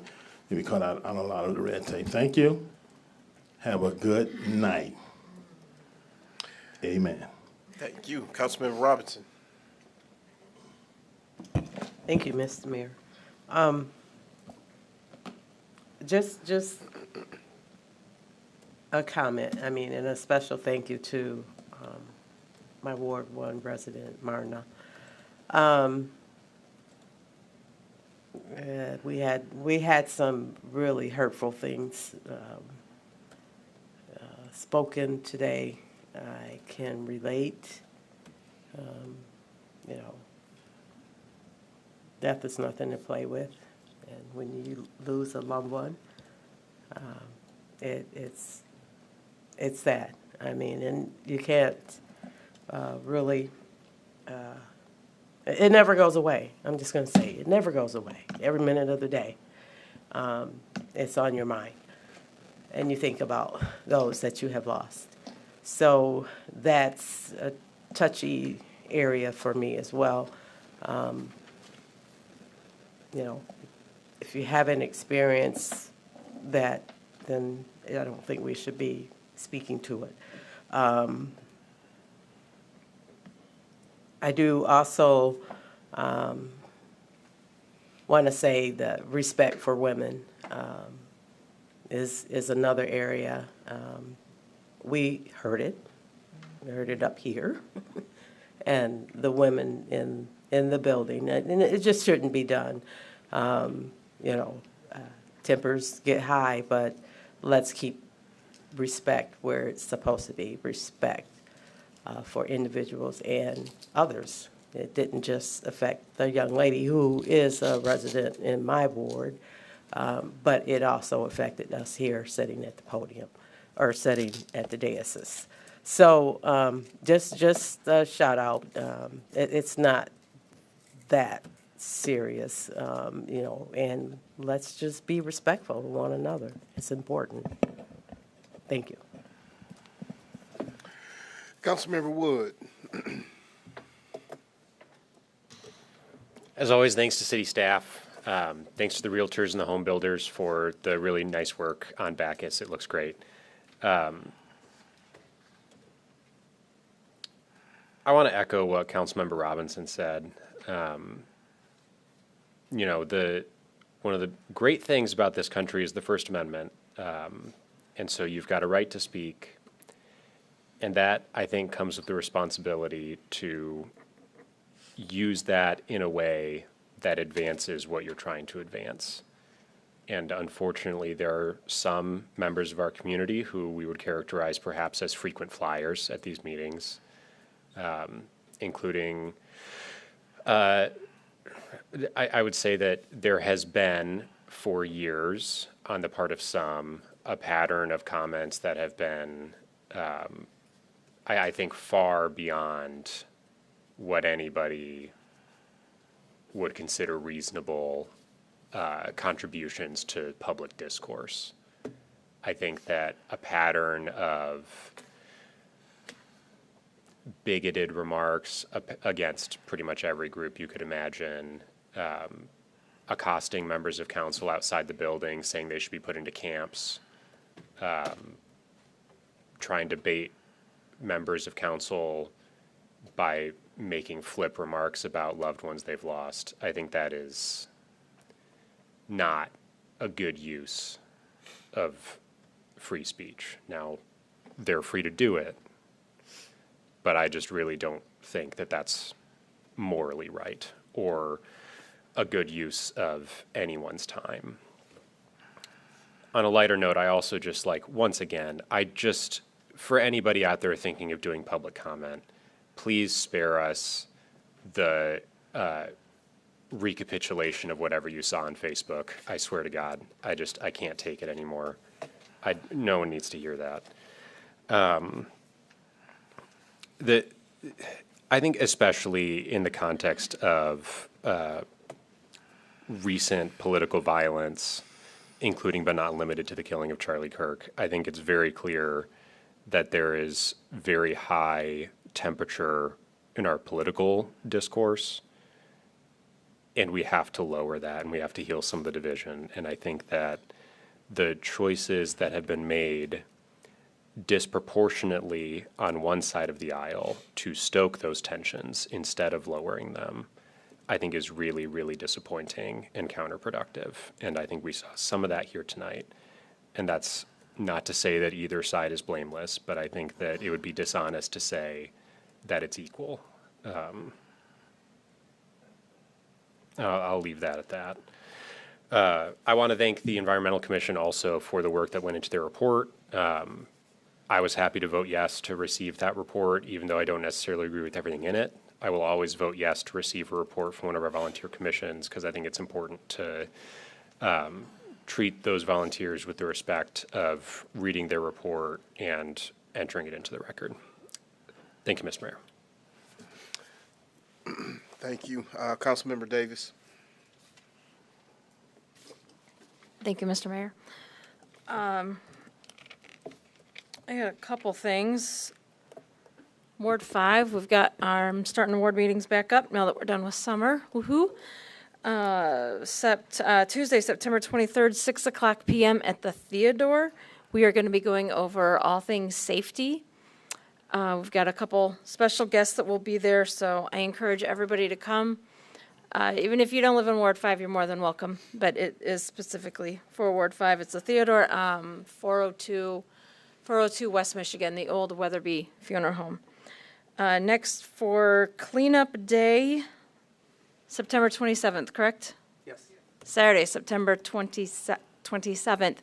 Again, if you're in Ward 5, I am looking for a trailer to be able to pick things up if you do not have a way to get there.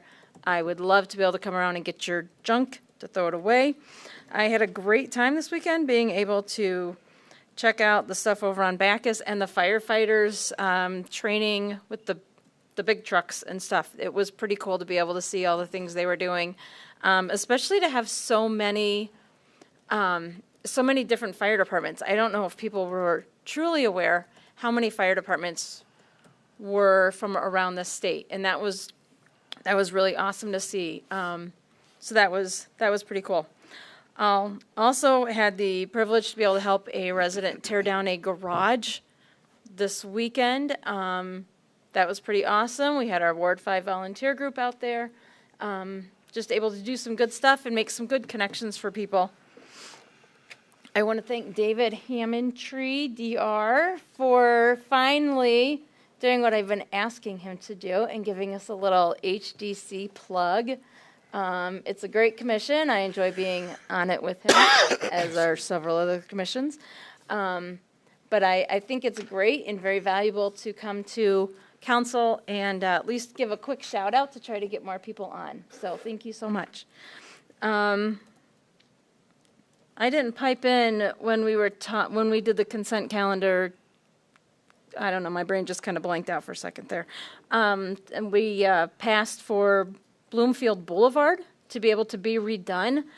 I would like us at some point to revisit the street assessment policy, to maybe come to a better number that might encourage some of our roads to get done. I don't know what the number needs to be. I'm not even sure what it is right now, but I don't know what it needs to be, but I think we need to reevaluate that number. I agree. There has been a lot of disrespect, but I think it's important to remember that we're all humans, and everybody's going through something. I will say it is hard to sit up here sometimes and to keep a completely straight-faced and not give any reaction to comments that we either do or do not like, but especially if they're comments we do not like. I agree. Some of the comments this evening were completely out of line, but I think we also up here, we also set the tone, and we need to make sure that our facial expressions and our body language are respectful to our constituents that we do ask on a regular basis to come to our meetings. I think we need to make sure that we are also being respectful.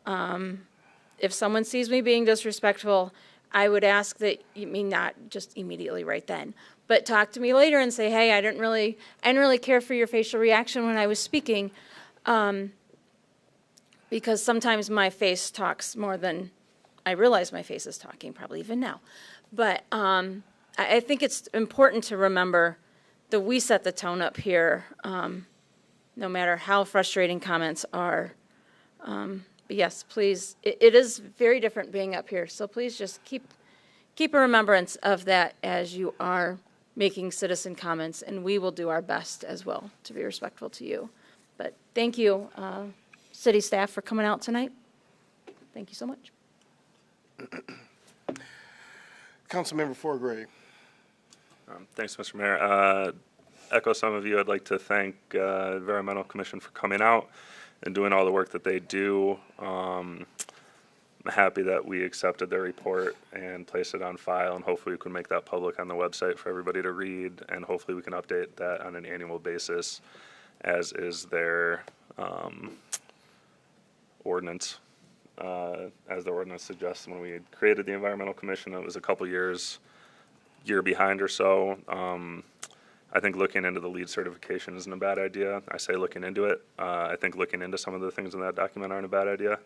I say looking into it. To echo Councilmember Wood, I don't agree with everything in it, but when we have a volunteer board that meets regularly and is passionate and cares about the future of this community and this city as much as we are, I think we should give them the respect they deserve. So I'm happy that we were able to do that tonight. Also, to talk about Bloomfield Boulevard, I think everybody understands where I'm at with assessments typically. If people didn't ask for their street to be done, I don't think we should charge them assessments.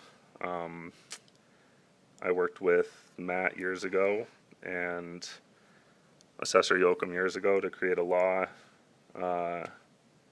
where people could protest street construction projects and assessments.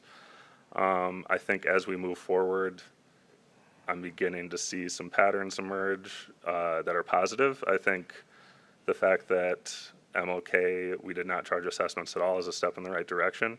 I think we should do that for every street project that we move forward with, that we plan for. I'm going to push back a little bit. I think if we did that and somebody came forward and a majority of residents on their street wanted an assessment project done, or wanted a project done, I think we should charge them for it. If they want to get to the top of the queue, they should have to pay something. If they want to disrupt our flow and our plans, then I think they should have to pay something. So the fact that Bloomfield Boulevard residents are passionate about it and are willing to pay, I think is great. I think they should pay. I think anybody else who didn't ask for it shouldn't. And I feel like we're heading in the right direction, and I'd like to work towards codifying something like that in the future as some sort of policy. But that's way down the line. In any case, thank you, Mayor. Thank you. So just my comments will be as brief as possible. The fall cleanup, as mentioned, is on Saturday the 27th. It starts at 7:30 a.m. until 11:30. This one is going to have two locations for the citywide cleanup, one at Water Street, one at Nixon. And in addition to that, there will actually be an MLK corridor cleanup the very same day as well. So citizens who live in that portion of the city will also have the option of going and visiting the area of Biddle and MLK between the hours of 8 a.m. and 2 p.m. for the same purpose of getting rid of all the old stuff that you got accumulated, so you can go into the next season with all your trash taken care of that you need to get rid of. Want to say thank you to Jonathan for getting together the Orange Barrel Alert and getting that put out there on social media. I think that people have construction fatigue, as was mentioned earlier by someone, definitely is very prevalent right now, that people are tired of driving around the orange cones and just want to know when it's going to end. That is a great resource. If you look at it, it has every project and expected finish dates, so that way if you are wondering when is this going to be done, you can reference that. I know for sure it's on Facebook. I'm not 100% sure, but I think it may actually be located on the city website as well. The Curb Appeal program, I just want to publicly announce that again to remind people that that program is available. A phenomenal program put together by our community development department. So anything that you can think of that has to do with the outside of your house. Well, not anything. Let me say that. There's a list of things. There's a list of many things like landscaping, trees, tree removals, exterior power washing, fence removal, decks being built, porches, steps, railing, installation, windows, doors, those types of things. There is a laundry list of things that you can get done and get help having that being paid for up to 80% or $2,500, whichever, as long as you don't exceed one of those two amounts. So it's a great program. If you see a neighbor who needs that help, I mean, we've heard earlier today what happens when the community comes together. So I also want to thank the Realtors Association for the work that they did in the community over the past weekend. It sounds like it was a great project. Freddie already said it, but thanks to Brian Taylor, I had that on my list as well for all the work that he's doing on many of these projects, and also the work that he's doing with a lot of the businesses that are trying to develop.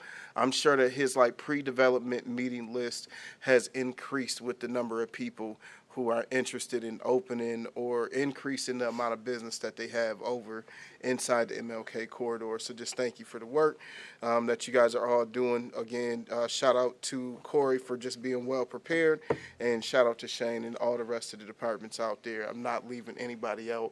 I equally appreciate everybody and say thank you to you all. You know, every meeting before I get here, or when I get here, when I think about it, when it comes to my mind, I try to just stop and take a minute to pray.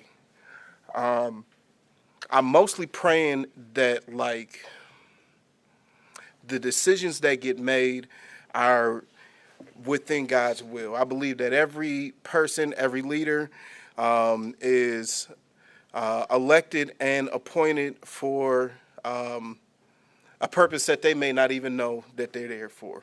I think it's all by design. That's what makes me be able to get up out the bed in the morning and continue to live like there is a tomorrow, no matter how grim things look, because I know that the Creator, God, is in control of everything, including the presidency of the United States of America.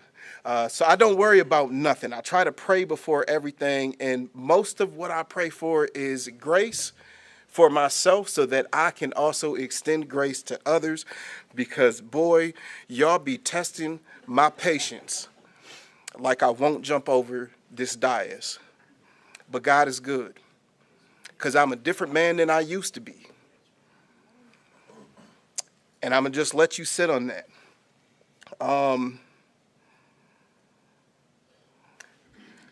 Mr. Light, you left out a huge part of our conversation while you were up here thinking that you were like telling my business and exposing me, or whatever your attempt is, or whatever you mad about this week, whether it's the sign that's out there on 94 on a private piece of property that I don't own.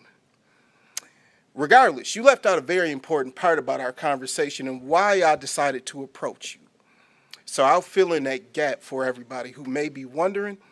The most important part of our conversation was that through your attempt to expose that I have a huge gaping hole in my garage, which, guess what? I don't have the money to replace right now. Even asked you, hey, if I get the shingles, would you come help me? Part of that conversation was my discovery that some of the information that you decided to dispose that night, you would only know if you were on my property, which is not your property.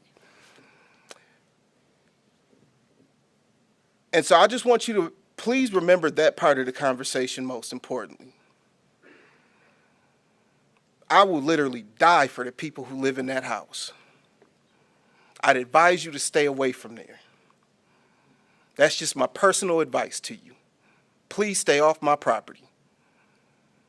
You exposing me means nothing. You know what it exposes? That I'm human, just like everybody else in here. That I live just like everybody else. I wake up in the morning, I put my socks on one at a time. I put my pants on one pant leg at a time every day. And guess what? I pray every day for grace and forgiveness so that I also can extend grace and forgiveness to others.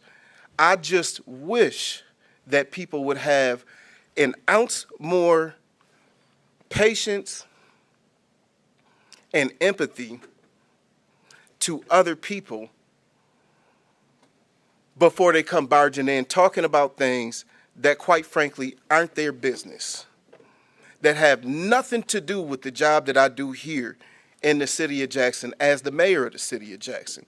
In fact, I think the fact that I have those problems probably makes me more relatable to the common citizens who are living in this city, and it might actually be the reason why I was not only elected but re-elected, because I'm human. I'm flawed, just like every other person is, just like you are. I'm sure if I came out there to Bunker Hill Road, if you lived in the city of Jackson and had to abide by those same rules, you probably have some violations also. But I guess you are excused from that because you didn't sign up to be an elected official. So I'll take that. But just so you know, that sign that's bothering you so much that you came back 16 months later to talk about again is not something that I put up. It is on private property. It is not on a stretch of 94. It can be seen on 94. It's not on public property. It's not on city-owned property. Therefore, I do not understand what the relevance of bringing it up here tonight was I'm a tad bit confused. If it's bothering you so bad, go find that homeowner, knock on their door, and kindly ask them to take it down. That's what I would do. If something bothered me that bad, that 13, 16 months later, I came to a city council meeting, instead of spending my precious time, which I never can get back again, with my family or doing something productive that I had to come down and spend 3 minutes to talk about.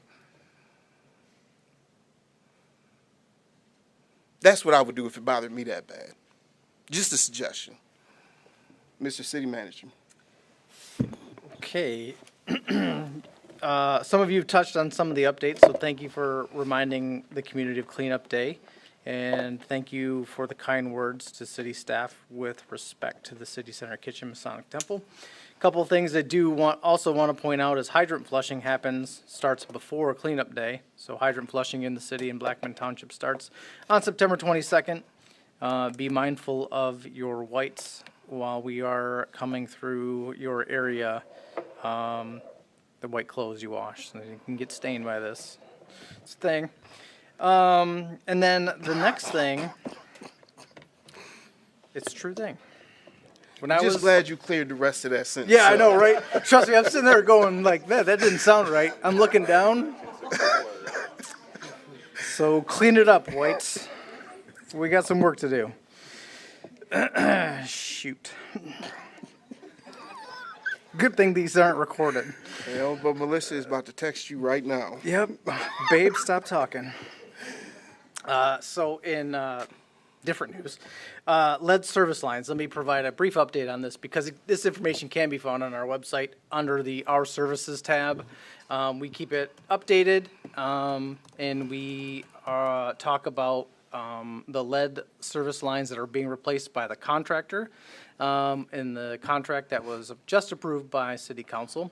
They are working within an area that's bounded by Michigan Avenue to the north and Prospect and Audubon to the south, MLK and west on the sides.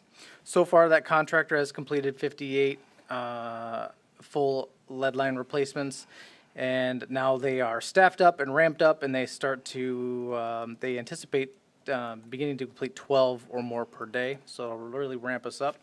Our in-house crew of DPW workers is supporting the 100 Homes project, so they connect the homes in the 100 Homes program and the other ancillary housing programs we have out there. 100 Homes is just the tip of the iceberg. And they are also supporting fixing leaking service lines. Having a service line leak isn't uncommon. It doesn't always catch a bunch of attention because usually it just goes into the ground. But when the homeowner sees it, reports it, we fix it. And then they also are maintaining a list of partial replacements that they're working on, generally on Bush, First, Glenwood, Monroe, Martin, and Griswold. But again, I say the website, the City of Jackson website, under the Our Services tab, has all the information you need. So that is all. Thank you. And yes, just don't wash your white clothing while the fire hydrants are being flushed in your white clothing. Oh, Lord have mercy. Looking for a motion to adjourn.